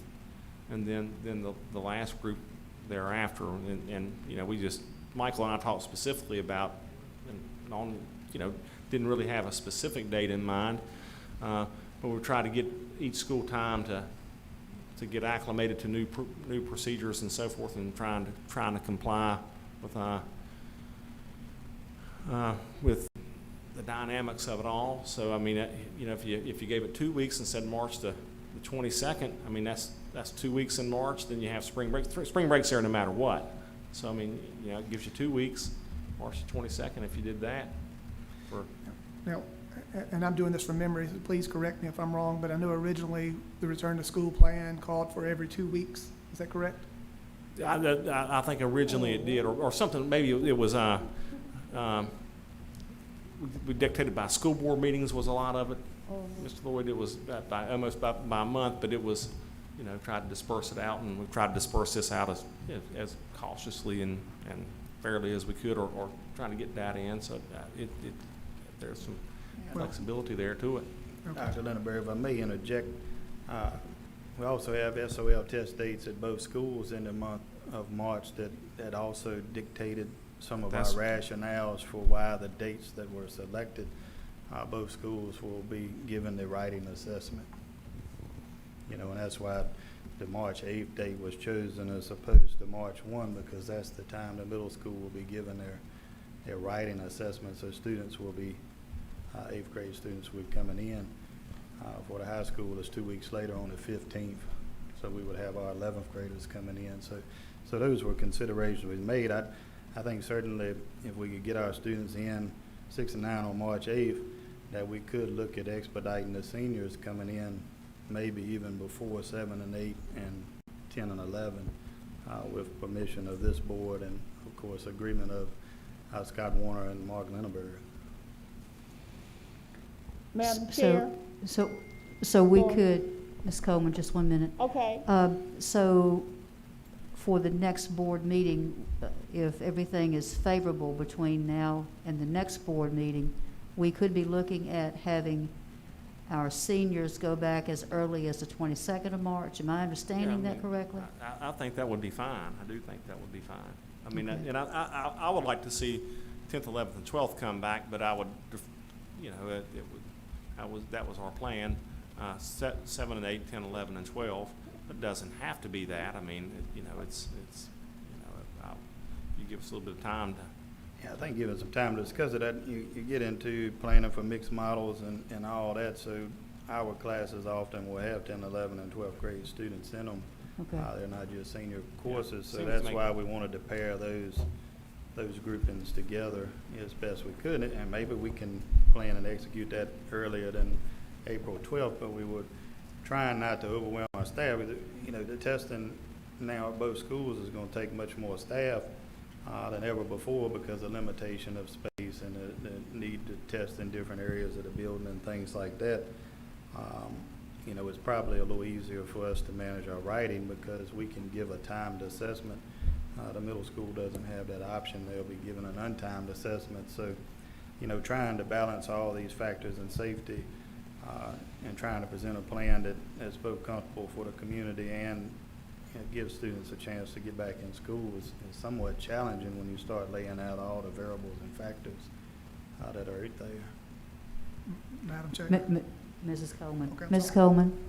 All of these theories are wonderful and great, but we are sitting here talking about, initially we said that we wanted to move slowly with the transition back. We would love to have all these children back, but COVID-19 dictates every decision. We don't even have kids in the building now, and we have positives. And it all depends on how well this goes with COVID-19 and how many positive, how many people we have to put in quarantine. All these things are going to dictate whether we, and if we test the water with K through 3 and see how well that's going, and then we can slowly go into the other grades. Because that's going to determine, and we cannot move forward if we have all these positive and all these people in quarantine. And I want to be optimistic about our return. I don't want to be a pessimist. And we can sit here all night and talk about it, but until it actually comes to fruition, where are we? We wasted an hour talking about these grades, and actually we just need to go with our original plan and just see how it goes with K through 3 and then move into it. And let's hear this presentation and let's see what they're going to do with it. And I understand. I'm not raining on anybody's parade. Ms. Law, I'm not raining on your parade, but all of this is fine. But if we have pauses, we got to lay low. It's just that simple. Thank you, Ms. Coleman. Mr. Lloyd. Madam Chair, my final comment would be more or less a request of the central office and to Dr. Lindenberg. Could you agree to review this matter and come back to us on March 8th? By that time, hopefully you'll have additional information available to you. And I would only ask that you do the best that you can to expedite the return of especially the seniors, but then the juniors pretty soon thereafter. Whatever that may be on March 8th, I'm just asking you to put forth your best effort to get them back into the building so that they can't make up for time missed, but they can have some time left available to them to have, quote unquote, a senior year, to have, quote unquote, time to catch up on missing assignments or improve grades, whatever they may need to do in those last 60 days. If I can have the way my preference as superintendent would be to say, come out here tonight and say, okay, the groups you've already approved, moving forward, and then March the 8th for 6th and 9th graders. Give us a couple weeks to give us time. March 8th we'll come in here and we'll say, okay, 10th, 11th, 12th, 7th, 8th, 4th, 5th, or at least I'll talk about 4th and 5th here in a minute, maybe get them back March the 8th, and then figure it out from there. We can put our, Keith is. All right. How come we couldn't just do away with spring break this year? What's that? How come we couldn't just do away with spring break this year? I mean, I think it's funny how things have come up. I mean, the calendar, once you set it, in September we adjusted and moved it back, then families and employees and all that have, they've set that week aside and all that. So I mean, I think it's challenging. And we are going to discuss the calendar next month, but I think it'd be really tough at this point to peel back your spring break and all that. At this point, I wouldn't necessarily. I don't think when we set the calendar we knew how this would play out, but I think it'd be tough right now. I mean, I've had a lot of parents ask that question. Of course, I can't give them an answer, but we've been out of school all year long. Right. And I don't understand, why we can't do away with spring break. And see if we can't get these kids back. How long are they going to be on spring break? Yeah, the entire week of April the 2nd through the 7th, and of course the board adopted this calendar back in August. And they come back on the 8th. All right, can we move on to the, are we at the place for the internet cafes, or are you still? Madam Chair, if I just might share one more thing before I turn it over to Ms. Miller. Our ACE team has been able to compete a number of times and actually won a match today with Patrick County. Our boys basketball has played a few games, lost the first two to GW, but they were victorious tonight at GW. So they'll be traveling Wednesday to compete in the regional quarterfinals. And unfortunately, our young ladies only got one game, and they weren't successful in winning tonight, but we're still super proud of them for practicing and giving their best in a back against their wall situation. So, Madam Chair, I appreciate you allowing me to share that with the community as well, because we are proud that those students have worked hard, some of which are seniors and juniors, last opportunity maybe to compete, and we're able to work around COVID to have that. So thank you, and Ms. Miller. All right, Ms. Miller, if you just wait just 1 minute, let me just recap. Dr. Lindberg, we're going to be meeting on March 8th, and you're going to have some sort of, hopefully we'll have some sort of idea at that point in time how successful we've been so far, and then what students we can bring back after March 8th. And the goal is to bring back the 11th and 12th graders, or 9th, 10th, 11th, 12th graders. I think it's, just knowing high school scheduling from my whole career, if it gets the 9th and 12th, what I'm saying is you at that point, you would rather bring them back 10, 11, and 12 together at one time. The same with 7th and 8th. That way your schedule is going to be smoother and all that kind of stuff. And we can look at the date and all that. If we get them, if you allow us to go with the March the 8th date for 6th and 9th grade, then I think give us a we'll have PK through 3, how that's gone by then, and a couple weeks, I don't know, 2 to 3 weeks. I don't see why we can't get in the routine and go with it. Okay. Thank you, Dr. Lindberg. Ms. Miller. Thank you. And I just, want to say it's been great working with the high school team. We probably talked more this year collectively over multiple years, just because we want to be on the same page and bounce ideas off of one another. So it's been good working together with the high school on these safety decisions. With the Internet Cafe, this is something we also have been planning together, and we are hoping that next week when we begin to bring the pre-K through 3rd graders in, that we can start to open the Internet Cafe. We presented this to you all in the past, and we appreciate your support at that time. And with that, we already have teachers at both schools who've expressed interest in working with the Internet Cafes, and we're also working and developing how the parents will go about signing up for that, so that the students who are not in the building yet could have the opportunity in some evenings to come in to get some academic support and or technical support in a safe environment, so that we can support our students in an additional manner.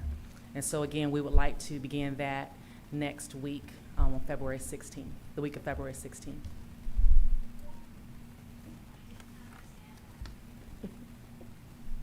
Okay. All right. Madam Chair, I forgot our indoor track is also competing this weekend in the regional, so I don't want to leave anybody out. So we do thank y'all. Yeah, because you do have to walk back into school tomorrow, don't you? Have to make sure Ms. you Miller. cover everybody. Madam Chair, could you ask Ms. Miller whether or not the football team played any this year over there? No, the football season has not started yet. When is it going to start? That is scheduled to begin February 4th, I believe. No, March not February 4th. 4th, March 4th. March the 4th. March 4th. Oh, okay. So no, we have not began that. Okay. Thank you. All right. Thank both of you very much. Thank you. Thank you.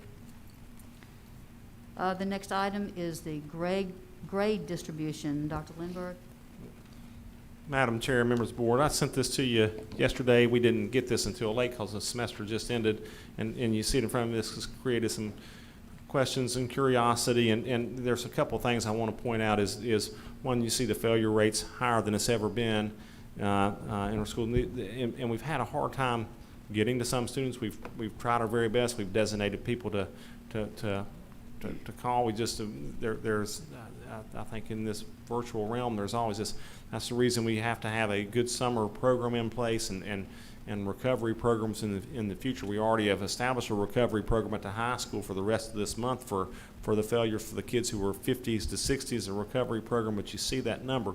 Here's what the board has must remember on this is we have got to get that failure rate down in the days and weeks ahead and by next fall, because if we retain even 10% of that number, then the ramifications are very, very difficult for us. I mean, the cost for technology, the cost for busing, the cost for facilities, because that is adding students, a significant number of students back to our school division. So we are working on this, working on a plan for remediation, remediation recovery in the summer, but the numbers are there. We have, it's been a challenge. We've tried our very, very best, and Ms. Fraley said, is there some teachers here that could speak to some of the challenges, and did ask those folks at your request to comment if you would like.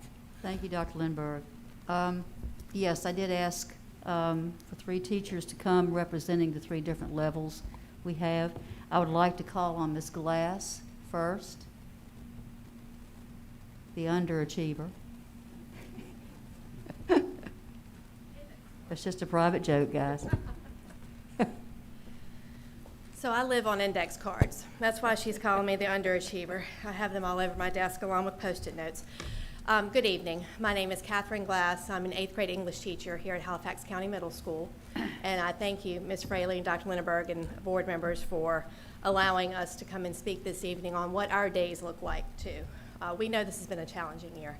It's been challenging all around for students, families, and for us. And for the spring break, Mr. McDowell, we need spring break. Just to regroup and re-energize and refocus. I can appreciate parents wanting us to continue through with instruction, but spring break is very important. So we do appreciate that. So our day-to-day routine, of course, it's going to vary for every teacher, but we come to the buildings, and first thing I would imagine, I do. I don't imagine it, I do it. I check my emails first thing to see what, any emails I've received from parents, or the Remind app. I use the Remind app with my parents and my students, so I check that first to see if there's anything that I need to attend to. We take attendance in Infinite Campus every day for our homerooms. Check Canvas, which is our platform that we are using for students to submit assignments for those who are using Canvas that are not doing packets. We check there to see if assignments have been turned in, and if they're there, then we grade them.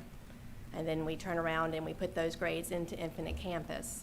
We check with our grade level paraprofessionals who are helping us tremendously with getting our packet materials out to the students, but then also when they are returned to the building, they sort them and get them into our hands so that we can grade those assignments. So once we do that and we put the grades on those, we then put those grades into Infinite Campus and get those papers back to them via packets the next time they go out. We send reminder emails through the school system email and also through Canvas inbox to students who have not turned in assignments on the due dates, and that's a relatively easy process through Canvas. It lets you select the students who have not had the assignments graded, so you don't have to go back and forth, and you can shoot them an email very quickly. When we put grades in Infinite Campus, we can tag them as missing, which shows up as a 0 until the assignment is completed. For parents who have Portal on their phone, they can get notifications when student grades go in. And lo and behold, when you put missings in Infinite Campus, that truly does signal for some parents, and then they in turn ask their children, why is this missing, or either they reach out to us. So that's a good communication system. Zooming. Core teachers at the middle school Zoom twice a day, and those Zooms, I know that was a discussion earlier, length of time. I personally Zoom almost the entire 60 minutes. It's not instruction for the entire 60 minutes, but I am on there for assignments that the students can work on, and they are there too, and if they have a question about the assignment, they can either ask or they can chat it in the box. Middle schoolers don't tend to cut their cameras on, and they don't really like to unmute their microphones, so we have a lot of chatting. So that's what we do, we Zoom.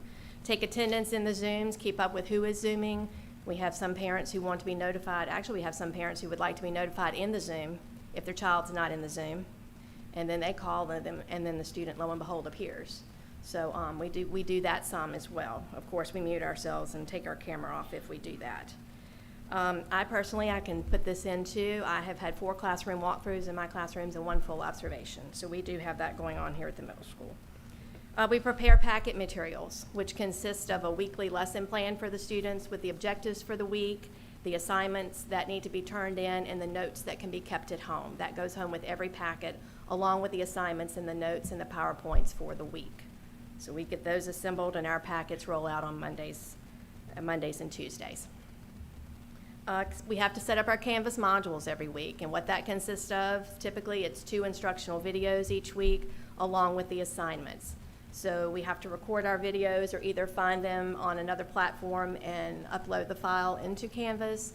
And then we also have to do the same thing with our assignments. And you have to assign points. You have to make sure it's aligned. And so that does take a little bit of work. But in hindsight, that has gotten a lot easier. I will say at the beginning of the year, we struggled with Canvas a little bit because it was something new. But now, I mean, we've got that down pat.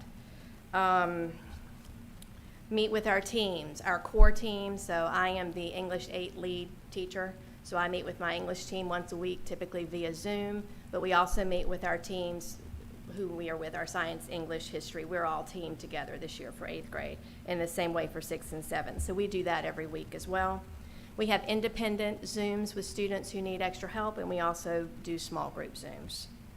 We call, email, text, and remind parents if there are a lot of missing assignments. I will say one thing about virtual learning. I feel like I have established a much better rapport or a stronger rapport with parents and students this year in that regard. I don't think I have shared my cell phone number with as many students and parents ever, even as an administrator, as I have this year, but it's not being abused. I mean, they will call and they will ask questions, and they've been very supportive. So I do think that we are doing a lot of that this year. I did ask, just out of curiosity, our SMART goals this year revolve around contacts. So I asked the person who was in charge of gathering and letting us know how many contacts we have put into Infinite Campus. So as of January the 27th, the middle school had 24,071 contacts and have logged into Infinite Campus. And we don't log, I mean, you try to log as much as you can, but if you're taking a phone call or a text, while you're at home or somewhere else, you don't necessarily log in Infinite Campus, so that number is actually higher. So that's just, just a very brief snapshot of what we do on a day-to-day basis. And I think Ms. Clay left, but I would like to say thank you. I'm so glad to hear a positive about virtual learning. It has been a struggle, and I know it's hard, and it's not everyone's cup of tea, but it is some kids' cup of tea. And we're all learning, and I do appreciate the support of the community and of the parents and the students.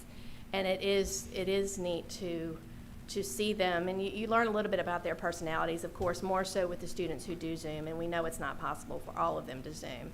We could just get them to cut those cameras on. I don't know what some of them look like, but I know a lot of them have ceiling fans in their rooms. So, but that's just kind of a day-to-day glimpse of middle school. So that's my index card, the underachiever. All right. Any Thank questions? you. Thank you, Ms. Glass. Thank you. Wonderful. Thank you. Ms. Daniel?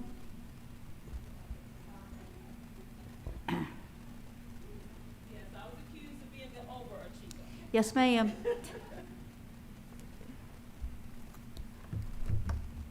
Good evening, Madam Chair, Dr. Lindenberg, and the school board. So I was asked the day in the life of a virtual teacher, so I'm gonna name mine the morning, noon, and night in the life of a virtual teacher. Let's see, where do I begin?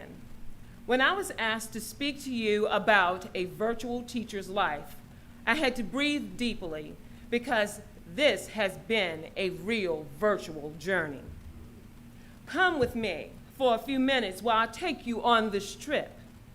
Have you ever had to build a plane and fly a plane at the same time with precious cargo and do it effectively? Well, guess what? Neither have I. But this is how many of us felt when we were told we had to become virtual teachers using Canvas and Google Classroom. Canvas was something I had never heard or seen before. Now, trust and believe, I am a veteran teacher. I've been around for a long time. But just like that, I became a first-year teacher, along with many of my colleagues. And along with this, the first-year teacher is now stressed, depressed, worried, uncertain, and wondering what we have just got ourselves into. And through my mind, every time I run into a rough patch, I found myself saying this repeatedly: Jesus, take the wheel and drive fast. The day starts and continues periodically, working on weekly lessons using Canvas. Everyday teachers are now required to teach all lessons looking at the computer screen with a camera until eyes are blurry and backs are achy from sitting way more than usual. Now all lessons must be specially tailored for virtual learning. We must provide an education for students that have internet access and for those who do not have internet access. To provide the most effective education possible, we must dispense the same quality of work for all students based on their individual needs. For our teaching to be effective and engaging like any other given day, this is what my colleagues and I must do. A, pre-record and incorporate many teaching videos, acting like we're talking to our class when actually there's no one there. Making instructions as detailed as possible so students and parents can understand what the lessons are about. Double checking to make sure that parents and students are able to download each teaching video. This alone is time consuming. B, provide relevant anchor charts and many other colorful visuals to help with the understanding, searching for, and embedding appropriate and engaging educational YouTube videos. And let me add, as you already know, just because it's labeled educational does not necessarily mean that it is appropriate and can be used for students. Time is also spent searching and scanning many online resources until we find the perfect activity to enhance our virtual lessons. Again, we search, create, and recreate assignments and assessments on teachermade.com so children can complete their work online, but we still must place those same assignments and assessment in packets for those students with little to no internet access. We also write, type in details about what we're teaching each day to help students who may not understand. And the lessons for those, let me go again. Also, we have to write, type in detail about what we're teaching each day to help students who may not fully understand the lesson. And again, for those who have limited to no internet access. At times, this makes our packets very thick because we're making sure that each lesson is explained in full detail. Our lessons must be completed, copied, and packaged a week in advance. This gives parents time to pick up their child's packets and download the lessons for the week if needed. Therefore, there is no time to waste.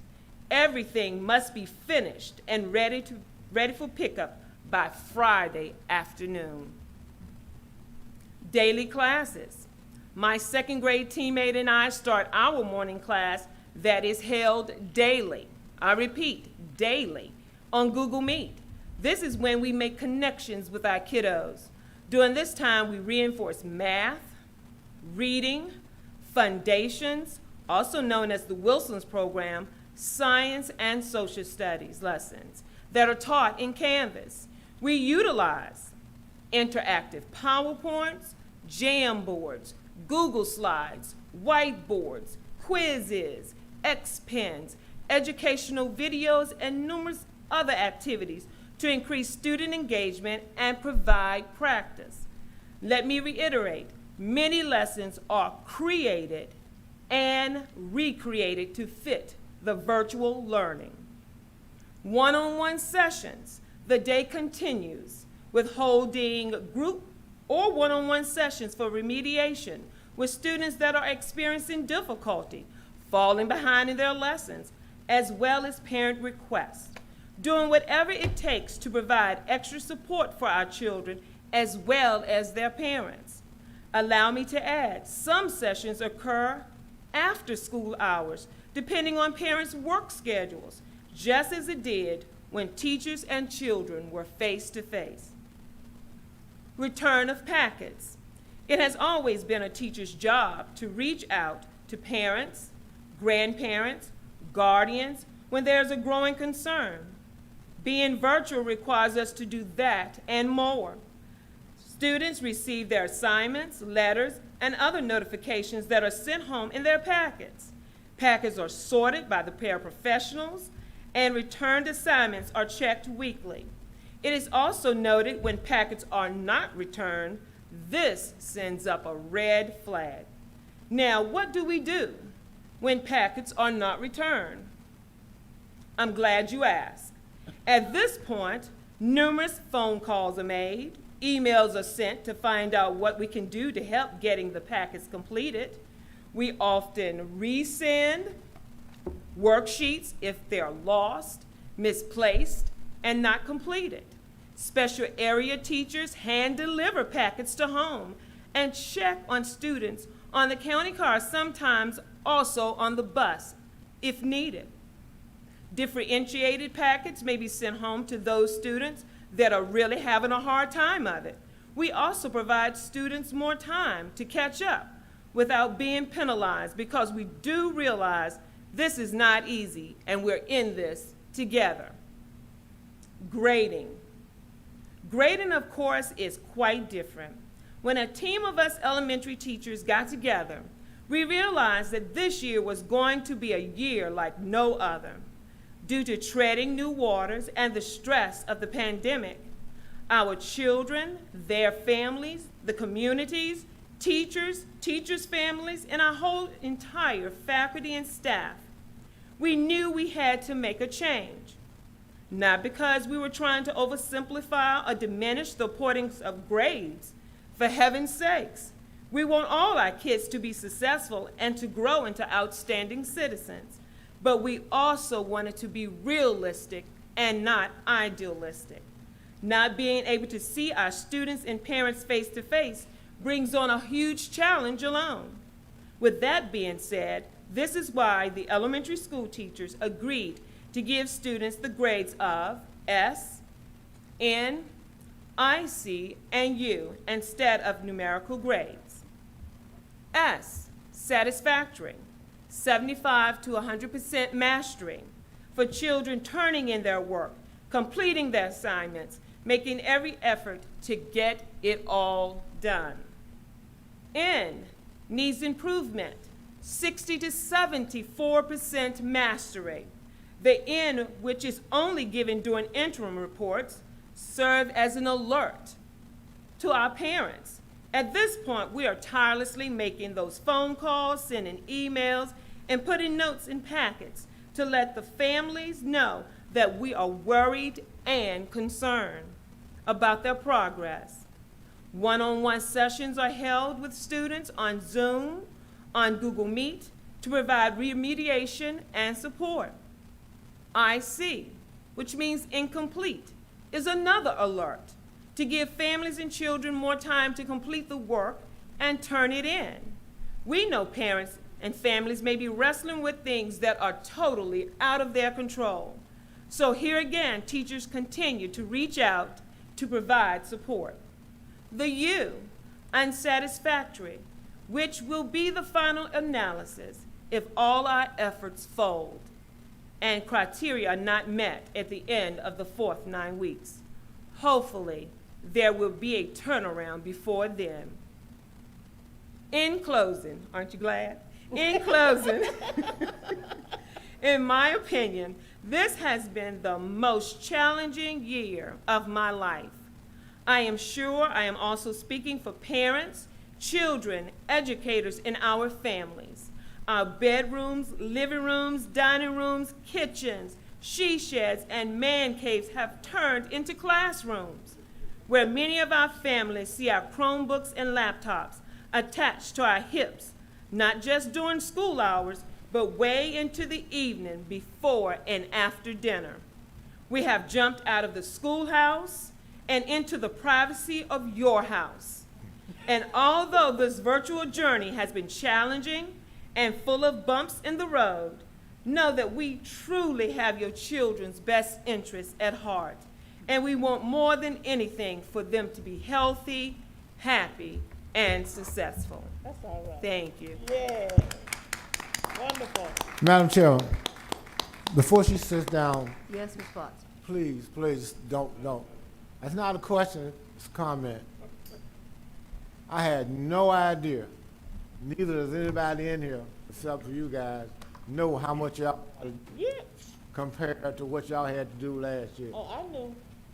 Well, maybe, no, you Yeah, I don't know know, either, Sandra. honey. You over there because you're at the school, but you Yeah. ain't over there where they are. But I It know sounds what like y'all to me, do. we should have gave y'all some more money. Oh, wow. Because y'all working y'all tail off. I'm sorry. It's just that simple. It's just that Nobody simple. wanna What you are listen. doing to prepare yourselves to help these kids is just out of this world. Thank It is you. really out of this world. And I want you to take that back and tell the teachers, I appreciate it. I definitely appreciate it because that takes away all this talk we're doing about we're not doing this, we're not doing that. And it really justifies giving you guys that. No, where in the world y'all were doing all this 2 years ago? Y'all didn't have time. They I doing don't know more how work you get it now. done now. Yeah. It's more I don't know how you're doing that. I haven't taught school for 40 years. So I know, and I know none of you got educated on what to do with Zoom, because this is all new to everybody. This is new. Yes, And it I really appreciate the effort you guys are putting into this. I really do. And please take this back and tell it to your people. We really appreciate it. I appreciate it because it tells me you're doing what we need to be done. I wish we had everybody in this. Oh, I know what else I was gonna say before I get sobbing here. You guys need to come over to the Board of Supervisors and tell them what y'all do, and that'll shut them up. Because when we ask them for some money and hear what you guys got to do, ain't nothing they can say. Ain't nothing they can say because you are doing what is needed to be done for these, and we appreciate it. So Thank when we ask for some money, maybe not as long now, not as long, but we want you, maybe when it come time to go to the board, we just send you guys over there. We don't need to go. When we ask for the money, let's send you two over there. I'm serious. And let y'all tell them. Because I know they don't know what y'all doing. We have There's another no doubt in my presentation, mind. Ms. Potts. Ma'am? We have another presentation. Huh? We have one more person. Oh, well, I thought the other person had left. I thought she said Nope. she left. We But have one anyway, more person, but Mr. Potts. she can take it back too. She can take all three of you guys and take it back because we really appreciate that. Okay, put the icing on the cake. Thank you You so really much. did. Thank you. It's on you. Ms. Lane? She's gonna put the icing on the cake.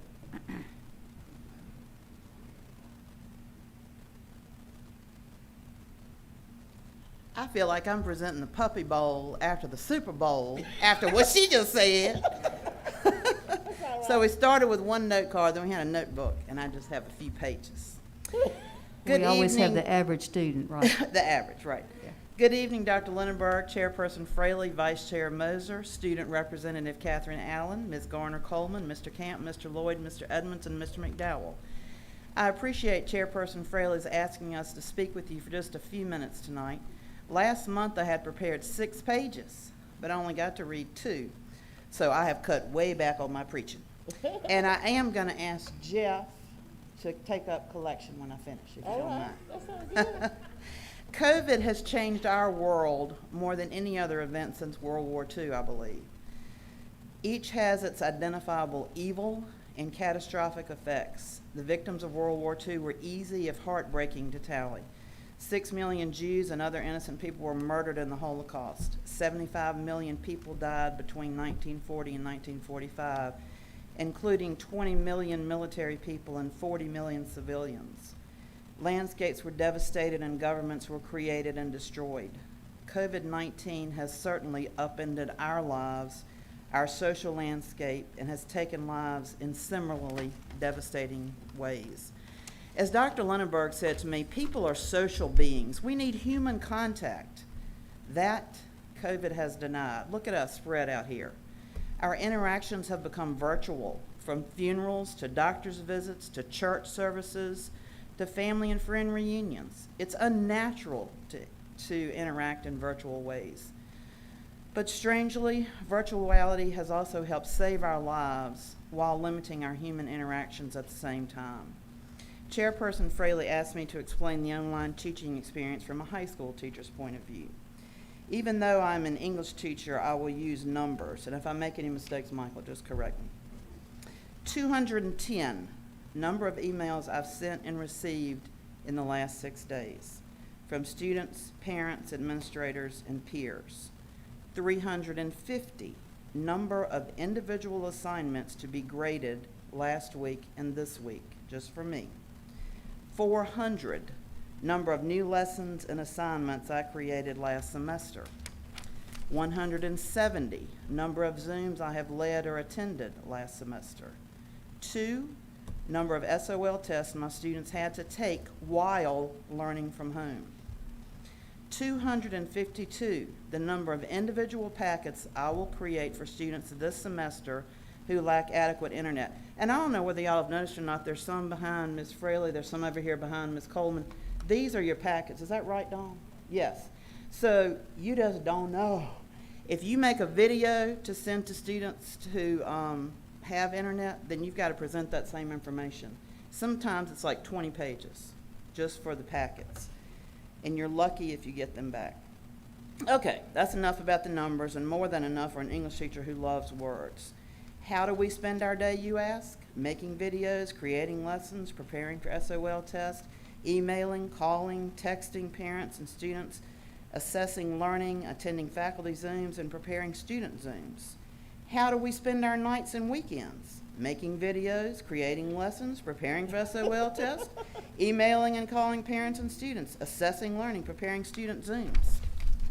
Virtual teaching is a whole nother animal than students, teachers, administrators, or any of you have experienced. I know when you ran, you had no idea what we were going to do. I would say it is the greatest challenge of my 4 decades of work in this very noble profession. World War II did finally end with the sacrifice of many lives, including many heroes from right here in Halifax County. On the other hand, virtual learning may never totally end. Hopefully, we will take the best lessons we've learned to improve that platform of instruction, and we will certainly appreciate seeing and working live with our students when they return to our classrooms. Most of us can't wait. I mean, whether it's 3 or 4 or 20, I love my children.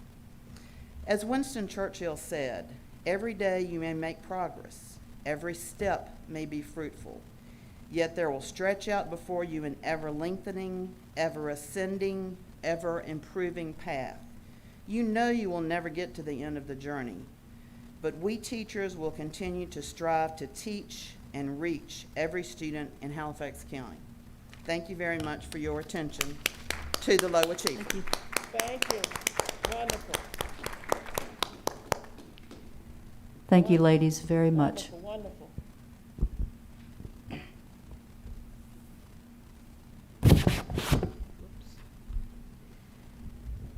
Next item is the pre-K return to school special ed, CTE, and athletics. Dr. Lindberg, Ms. Long, Mr. Brumfield, Mrs. Slaybaugh, and Mr. Elam. We will, you can click back on that. So I'm going to start off with, we just have lots of information. So Scott, if you get yourself there on numbers and so forth, but we'd like to just show you, and I have Lisa Long out here to talk about. We've gone through this material so many times. I just have some numbers that I want to show you regarding how we'll space out our students or what the numbers look like. So help gain confidence in what we're doing here. So I'm going to just start with that in an effort of time, and then I want to just see if we have any questions about anything, and then we'll go from there with it. Scott?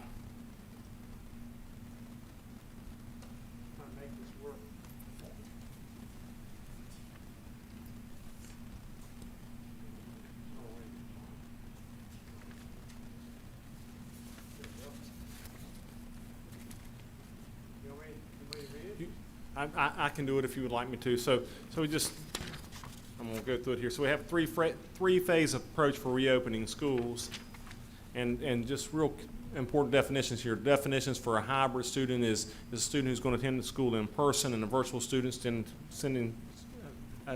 to school remotely. Okay, Scott, go ahead.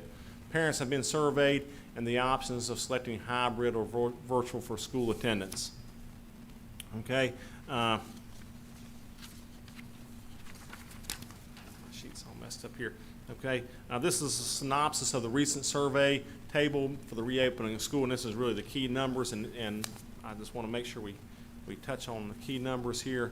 Approximately 28% of our students will be in our elementary schools and buildings during an A day, B day during phase 1, starting February 16th, and if you look at you have that PowerPoint in your packet there, so you just see going school by school, it's 28%. So for instance, in kindergarten at Clay's Mill, you'll have an A day would have 6 students, and a B day would have 10 students. Okay, 2 teachers. So that's typically what it is. So you have about a quarter of your students in there on any given day. Okay, as we return back from 4th, 5th, 6th, and 9th, right now the numbers are showing 23% coming back on those days. In 4th and 5th grade, you see, for example, at Meadville, you see 22 students in the 4th grade. We'd have 10 on A day and 4 on B day.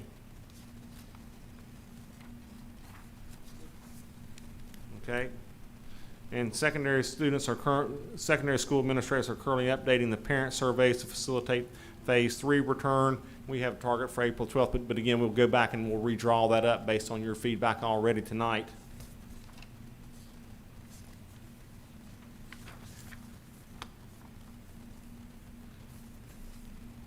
And just have a comparison between the percentage at high school, middle school, and elementary. And you see the elementary, the youngest ones, as we thought, have the most interest in coming back in the hybrid face-to-face on the A day and B day, and you see the number. So right now the enrollment for elementary school, we have 2,160 students, and we would have about 1,200 that would come back, which is a little more than 50%. And you divide that in half, you'll see that and so you have those numbers for about, again, 28% of the students. Okay. Other questions on the numbers? Scott, anything you want to add? The good news is, I was doing some math while you were talking earlier. The good news is that one of the things we didn't talk about, and Dwight Elam is better at speaking to this than I am, but the CDC, the Virginia Department of Health, the Virginia Department of Education, and Virginia Transportation Directors Association still are recommending strongly that we adhere to the guidelines set forth by 1 student per seat, per bus. And a 66 to 77 passenger bus, that's an average of 21 kids per bus, unless it's a household. And if you have brothers and sisters, they can certainly sit 2 or 3 to a seat. However, and when you take the amount of school buses that we have and the amount of special education cars, that comes out to approximately 2,460 kids that we can transport per day. And if you look at the bottom number here, at the conclusion, right here, these numbers are escalated a little bit because we haven't yet completed our surveying of our upper level students. But worst case scenario, if we have 30% 3,315 students that are coming to school hybridly, and that number will be lower. On any given day, that's 1,678 students per day. Now remember, the capacity of 115 buses and about 21 students per bus and about 1.5 students for every one of our 30 cars, that's 2,460. So we're well within the margin of error. We'd be able to transport those kids.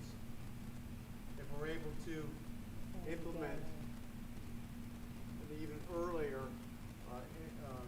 introduction of the kids back to school.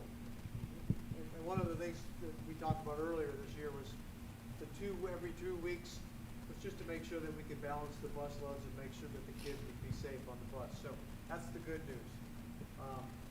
Now, success usually begats success, and as parents start to realize or note that things are going well at schools, we will start having parents start considering and start requesting whether their children can come back, and that will increase the amount of kids that we have on A days and B days. That's not a bad thing, but it's something that we need to watch to make certain that we can accommodate those students by our school buses, and also that we can accommodate them in classes. I have Ms. Long to make comments too on PK through 3. Lisa, are you out there? Yes, sir. Good evening, Madam Chairman Fraley, Co-Chair Mosier, board members, and Dr. Lindenberg. Again, this is Internet in rural Virginia.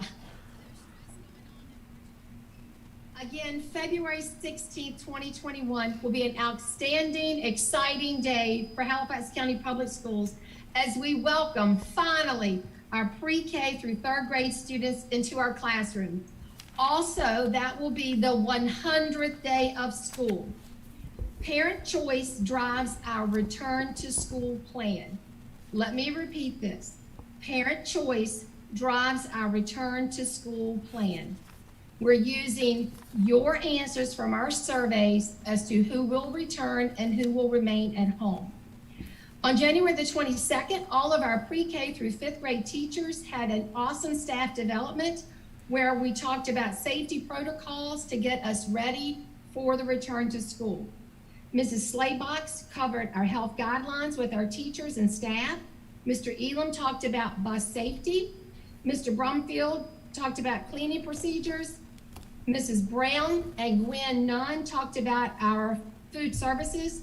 And Elaine Newton and Cassie Myers led PD on social and emotional learning so that all of our people are ready to welcome our kids next week. On January the 19th, our teachers started reaching out to parents to let them know if your child will be coming on A day, which means they will be in our class buildings on Mondays and Wednesdays. And if you are a B day, your students will come into the buildings on Tuesday, Thursday.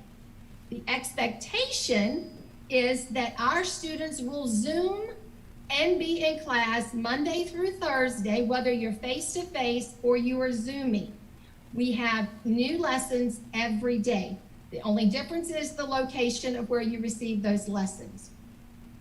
During the week of February the 16th, our main objectives for our teachers will be to go over procedures and safety guidelines with our babies and social and emotional learning as we welcome them into our buildings like it's the very first day of school. When students are in the buildings face-to-face, they will be supported by teachers and support staff the entire time from 8:40 to 1:30. We'll have large group instruction where they will see their peers who remain at home. And then after the Zoom classes, they will have individual small group lessons with our teachers. We are asking that their special lessons like music, art, library remain on the days when they're at home or on Fridays, because when they're in the buildings, they need to be in front of our teachers. Our classrooms have been rearranged to allow for social distancing, and students must wear masks in the building and on the bus. Again, we're excited to say that our students, when they're in the building, they will have a PE break as well with their PE teachers. The afternoon hours The three ladies that spoke, you already have told our community at large what you do from 1:30 to 3:30 every day. I don't need to reiterate how that time is used. Lastly, in elementary schools, our meals will be brought to the classrooms for lunch. For our breakfast, there'll be a grab and go when they come into the building. You will be receiving more information from your individual school this week on when the meals will be changing. You will be getting that. We'll be putting it up on our website. You will also be receiving that in packets that come home, but the meals will be changing for the remainder of the time with elementary school. Again, I just want to be a cheerleader for every teacher in Halifax County Public Schools. You are our unsung heroes, and everything that you said, it's even more than what you said. And I just know that you have told us why we need spring break, because our kids need that and you need that for all that you have done. But again, when elementary kids come back next week, we're going to be looking at safety first, procedures, and working with our students to acclimate them back to school. Again, I want to thank you for all that you've done, because this is my 35th year and it's the hardest year ever for me. So I applaud you and thank you for all you're doing. And let's just get ready to cheer next Tuesday as we open our doors for pre-K, kindergarten, first, second, and third grade. And then on March the 5th, we will be cheering as we bring our 4th and 5th grade students back. I know our team is ready. Will there be bumps? Absolutely. Do we have it all worked out? No, but I know that Halifax County Public Schools is the team to get us where we need to be. Thank you.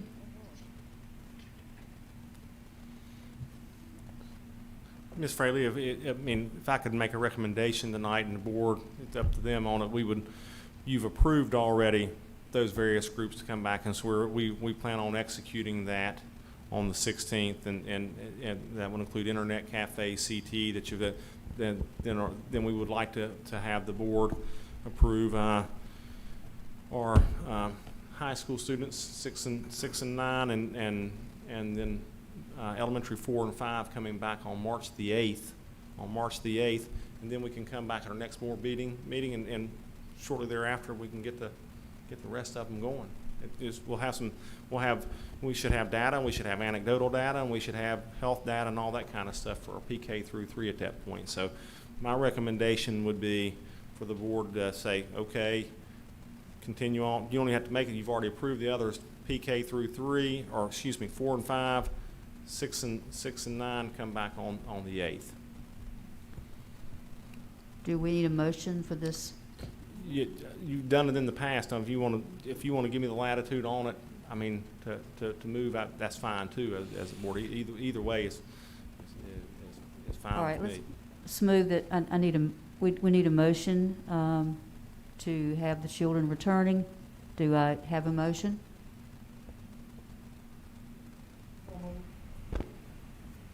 Do I have a second? I second. All right. All those in favor say aye. Aye. All those opposed say no. Okay, Ms. Fowler, Motion's just one. carried. So there's 4th, 5th, 6th, and 9th on the 8th. Okay, let the minutes show that, Ms. Mahan. Okay. All right. We do not have any unfinished business. Let's move on to new business. School board tiebreaker, Mr. Moser.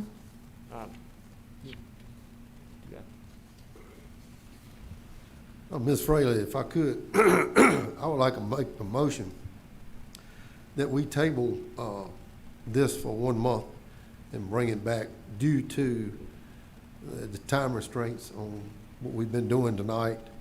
I feel that this is going to be a discussion that the board's going to want to take up, and it may take up more time than we need to consider right now. If we could move it to next month, where the agenda may be lighter, where we can discuss it, and hopefully by that time everybody will be in had time to read the code sections that Mark has sent everybody, and everybody can understand it a little bit better.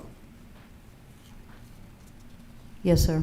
Let me just add just one more thing, to give everybody an opportunity to think about something. I looked up some information about the tiebreaker, and I just wanted to share with everyone else on the board that in 2019, there were no 4-4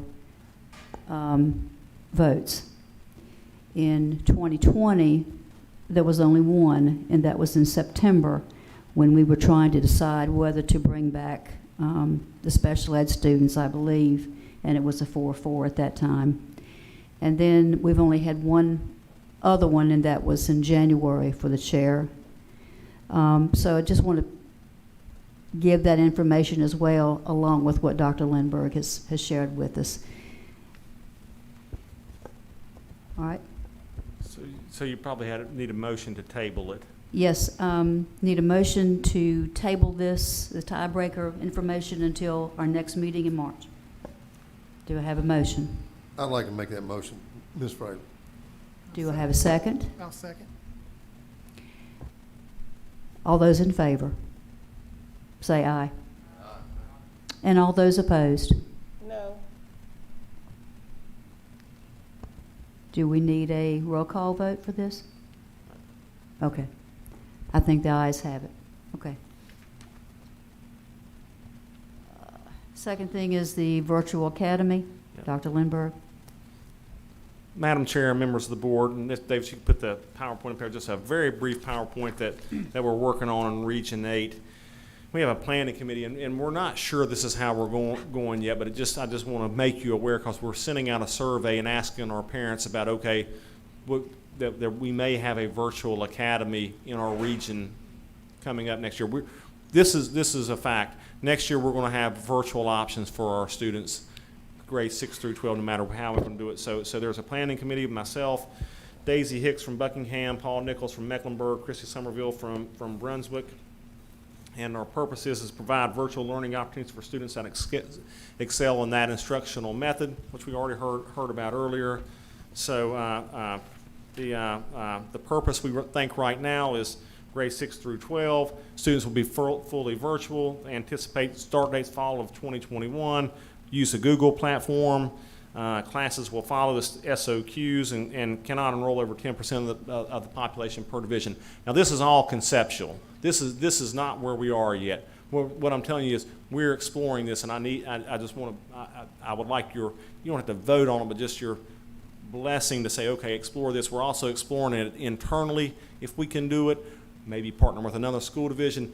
But we feel tremendous pressure to get this going. We've talked about it for some time, so we have 2 or 3 irons in the fire on this one. This is one of them.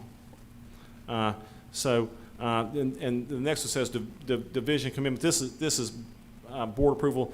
That is, I don't think it's necessary at this time yet on it.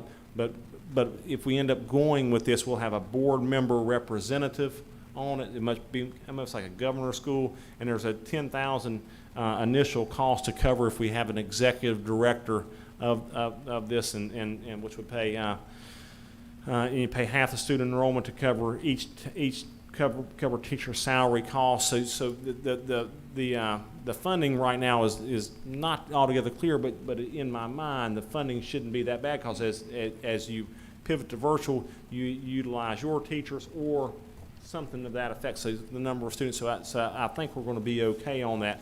The timeline, we're meeting again Wednesday. Interested school divisions submit board decision by February 27th. I don't think we're quite there yet on this. And we're going to execute our student interest survey.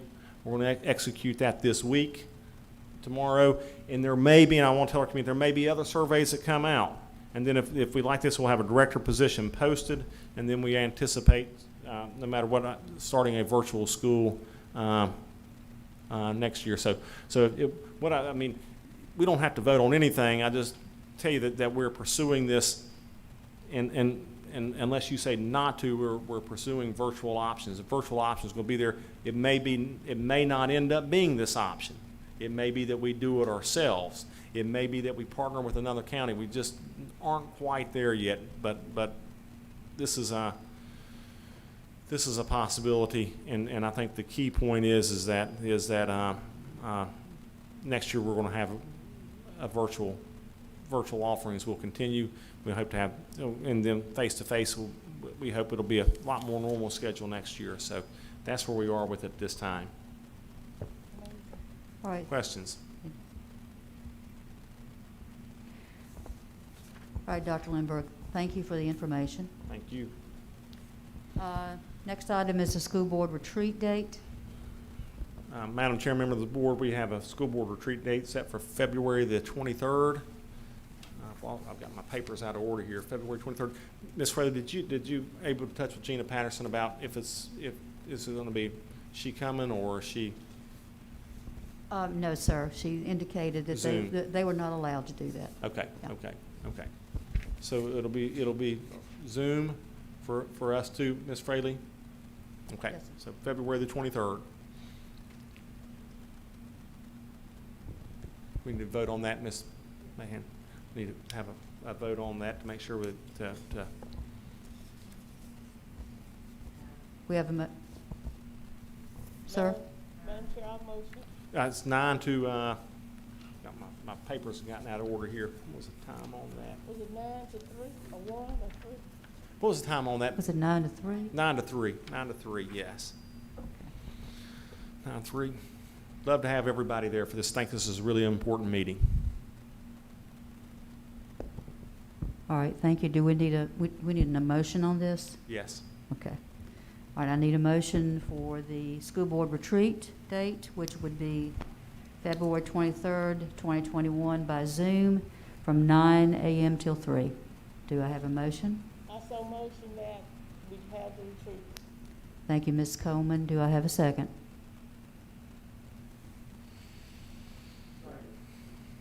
Thank you, Mr. Camp. Let's take a vote. All in favor say yes. Yes. Yes. And all opposed? No. Motion passes.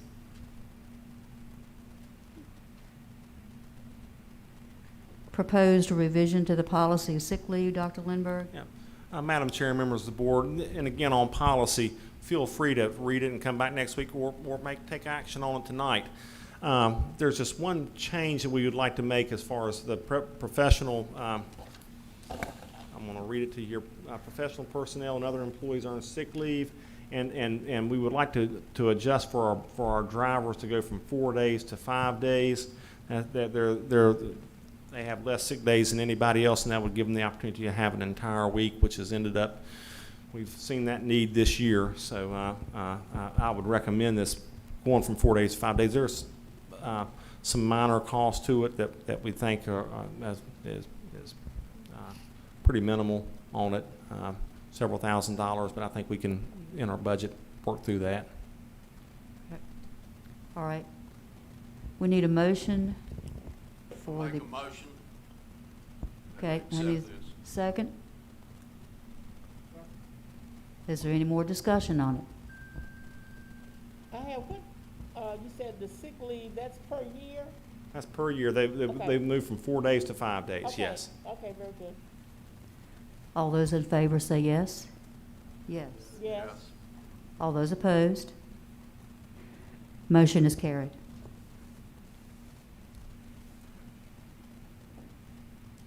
Ms. Wright, Yes, sir. I'd like to say one thing. I know our teachers our staff is important, but I would like to thank our bus drivers and our car drivers. I think they've done a tremendous job this year. They are on the front lines. They're the first ones out here. They're the first ones to get these students to school. So if you see a bus or car driver, you should tell them you appreciate them. Absolutely. That's it. Thank you, Mr. McDowell. Final item on new business is Finance Committee. And I just wanted to read something. I usually try to write down what I'm going to say so I don't ramble. I might still ramble. Since the time I started serving on the board, there's been one major issue that's bothered me. we have to have a good working relationship with the Board of Supervisors in order to achieve the things that we want to achieve. And I know that in the past, there have been times when the two boards have not gotten along, and there have been words and feelings and such have been expressed. But this is 2021, and we need to find a way to bridge the two boards together so that we can do our very best for the county and for our children. I would like to propose that we have a finance committee of 2 people. And those 2 people would be Mr. Edmonds and Mr. Camp. And I'm going to tell you why I chose those 2 people. Not that I don't think anyone else is capable, but I watched these 2 gentlemen, and the bottom line is they're able to sit through and listen to me, for example, and cut away to the chase. They're able to decipher what is important and what is not important. And when it's all said and done, they come up with questions that are very pertinent and very direct. And I have seen that. I saw it in December when we were trying to come up with a compromising effort to reward our teachers and our staff. And these 2 gentlemen were able, as I said, to cut through the chase and ask specific questions as it dealt with money and finance. I would like for us to have these 2 gentlemen be our finance committee. Not that we would not be included. Absolutely, they would come and tell us, and we would tell them what we needed and what we expected them to do for us. I don't know that if everyone is in agreement, and it's okay if we're not. But I would like to put this into a motion and just see what happens. Is there any discussion first? Anything that anyone wants to say before? Madam Chair, I have a question, please. Yes, sir. First off, I'd like to echo the comments about those 2 gentlemen. I think their skill sets would be impeccable, and they would do a great job in whatever role we assign them to. But I am not sure that I fully understand the purpose of the committee. I know we mentioned the skill sets of the gentlemen, but I'm not sure I understand exactly what that committee would be doing, what their responsibilities would be for the board. It's just my idea. I think they would be carrying the information to the Board of Supervisors more specifically for us in our needs. I think they would be able to bring back information from the board and let us know what they're thinking and how they're thinking. So I guess where I'm hung up is on the term finance committee. Maybe it's more of a terminology issue that I'm struggling with, but I can see the value of having some form of liaison between our board and their board. But when I hear the term finance committee, I immediately think, okay, are we being removed from some of our budgetary responsibilities? Are we being removed from some of those things that we need information on in order to answer questions for our constituents? So I guess my concern is more or less maybe, again, terminology. Again, I can see the value for some type of liaison, but I don't know. I'm struggling a little bit with the term finance committee because I'm not sure that I'm directly relating how, in my mind, I'm not sure the correlation between the finance and the responsibilities as I heard them.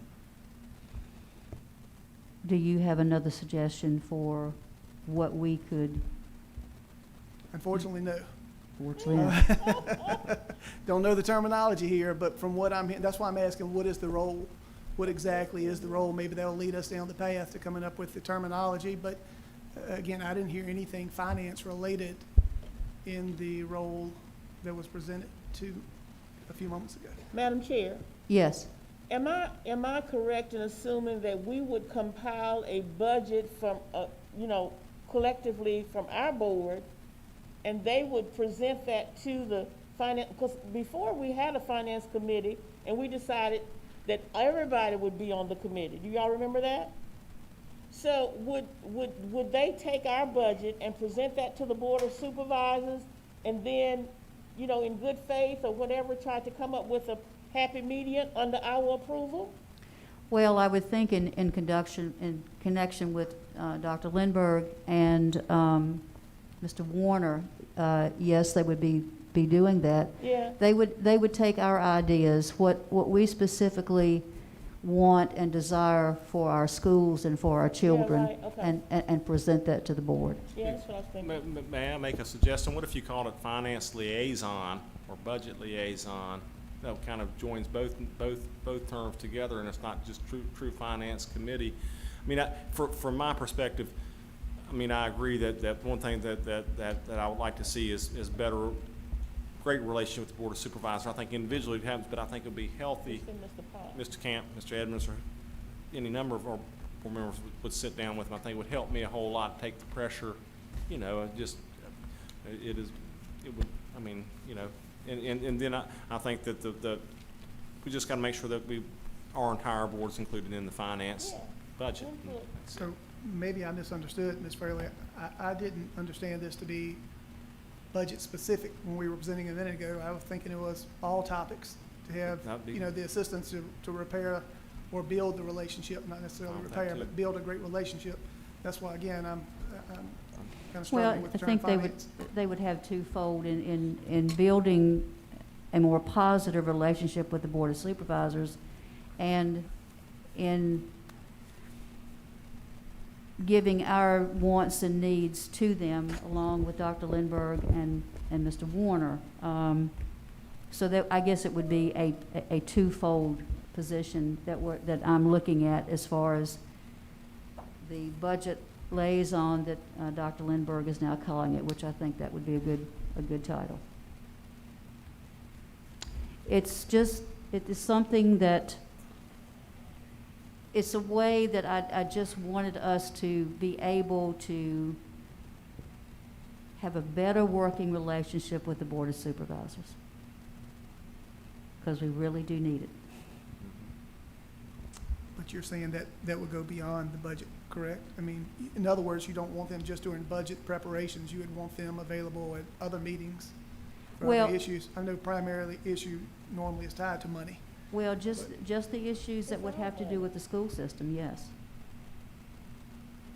I thought we had agreed as a board as a whole that all of us was going to sit down with the Board of Supervisors. I think that would be the appropriate way to discuss what we're looking at as far as schools. Have we done this in the past, Dr. Lindberg? We've had joint meetings, and I think Mr. McDowell may be talking about facilities, and I think that's got to come at some point too, is sit down joint facilities and all that. I don't know if you're talking about just the budget or all that. We've had joint retreats or joint meetings before. It's been a while. I mean, it's been, and it would be healthy to do that as well. I mean, I think there's an agreement here that everybody wants to get, improve that relationship. So how we get two people to them and all that kind of stuff. I mean, I applaud you for the entire board for thinking along that line. So just, I would come up with a name and then just put it on the agenda to report back. I mean, if it's Board of Supervisor liaison with a primary responsibility regarding Board Supervisor liaison with an emphasis on finance,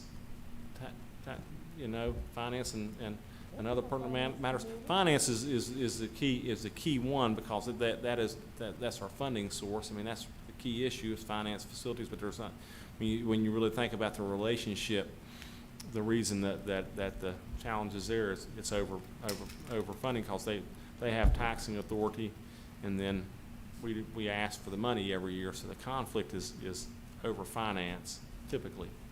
That's what it is. And of course, and even if you get into facilities, that's finance too. So I think you're on the right track as far as getting a liaison. Just figure out how you want to name it. You know. Madam Chair, Yes. I have a question and a comment. Mr. Superintendent, isn't that your job? To go, you and other gentlemen back there, to go and present what we've come up with to the Board of Supervisors? Sure, but it does help if there is if board members on our school board talk to to Board of Supervisors members. I don't particularly like even me go and talk to the Board of Supervisors, then come back trying to explain to you. Either I go with what he says, that we have a joint meeting, or we have our meeting, and then all of us get together and go with you and present our board, which I don't know how long it's been since we've done that, but that's what we've done in the past. And I'm not gonna tell you what I really think, but that may be something we can really look at if we wanted to do that. I can understand you wanted to get that done, Ms. Farley, but, Ms. Frey, excuse me. But the bottom line is, we might be receptive in doing this, but the people we're gonna go talk to won't be. We might as well say it like it is. Well, at least I am.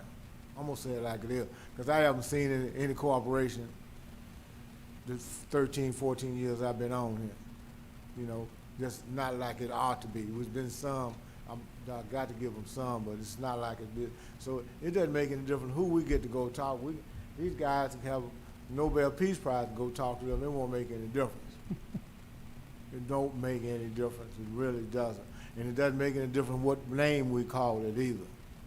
And you're right, Keith, but what we gonna call it? We're gonna call it Finance Committee, we're gonna call it liaison, but it don't make any difference. We just need to go, all of us go together, like you said, present our budget, get to come back, then we come back and talk about it. I agree with you, Mr. Potts, on that. I really do. I think that would be the appropriate way to do it, and I think we would gain more ground there with the Board of Supervisors, all of us showing up and voicing our opinion to them. Ms. Frank? Well, may I make yes, a Mr. comment? Moser. I agree with Mr. Potts and Mr. McDowell. When I first came on the board, I believe Jim Hallis was on there as a county administrator. And if I'm not mistaken, Mr. Potts, and you correct me if I'm wrong, we had a joint budget work session between the Board of Supervisors and the school board. We actually sat down and had a retreat, and the Board of Supervisors listened to what we wanted to do as far as our capital plan, as far as improvements that we wanted to make in the school system, what we were looking at as far as budget-wise for transportation, and we presented that to them, or, excuse me, Dr. Lunenberg submitted that to them, and we were there in support of him. Okay. And they had a lot of questions of the board members, and then they turned around and showed us how they were going to basically manage the funding for the county and what their priorities were and where we stood in that balance. It doesn't hurt, I don't believe, to have a liaison that maybe can accompany Dr. Lunenberg when they have meetings with the county administrator and some of the board meetings when they have their private meetings. I don't see a problem with that they can come back and voice what they've heard with Dr. Lunenberg and what they can stress back and forth to each other's board. But I do feel that as a board, and if we want to work together with the Board of Supervisors, one, we got to have an open agenda. We got to be able to sit down and bounce ideas off of each other. Because no matter what happens, no matter what the differences are, we've got to put those differences aside and do what's best for the community, what's best for the school system, and what's best for the county. Yes, sir. And I feel by us all being one-on-one with them and up front, then nobody's hiding nothing behind nobody's back. Nobody's going around the back door to get in the kitchen. Everybody knows straight up what's coming. And I feel in my opinion, I'm like Mr. Potts. It may do us some good or it may not do us any good. But at least they can't say we didn't come face to face with them, one-on-one.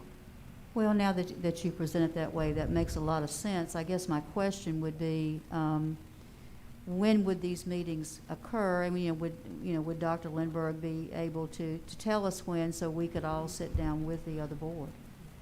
I mean, we could reach out to Board of Supervisors and Scott Simpson and just say, let's have a joint meeting retreat, and I think probably March or April is as soon as you're going to get to it, but I think it would be really healthy. And I don't, and you can still have a liaison too. I mean, on that one, but that was, we met at least 2 times over the years face to face like that, at least twice since I've been here. So, I mean, Did we do that last year? we did not last year. Okay. We did not. I mean, it's just, Okay, Ms. Coleman.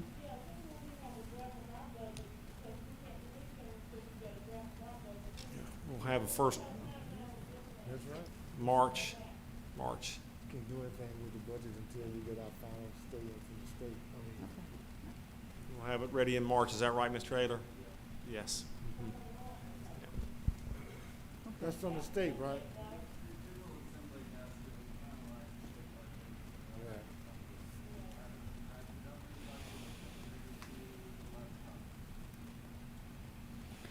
Okay, well, do I need to put this into a motion that we meet with the Board of Supervisors?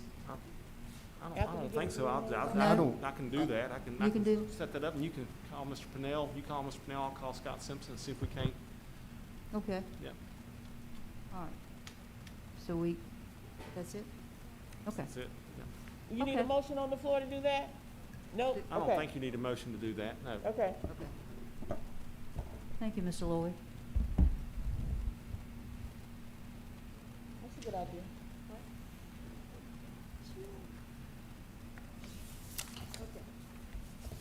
Okay. Now we need a motion for closed session to discuss personnel and property matters. Mr. Lloyd?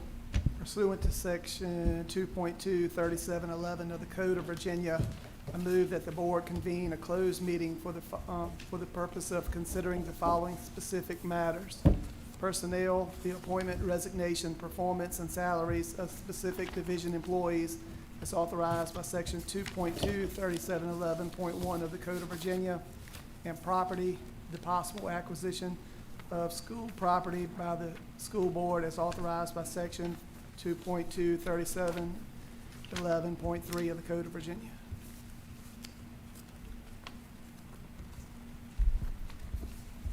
We have a motion. Do I have a second? In favor, say aye. Not in favor, say no. The ayes have it. We're in closed session.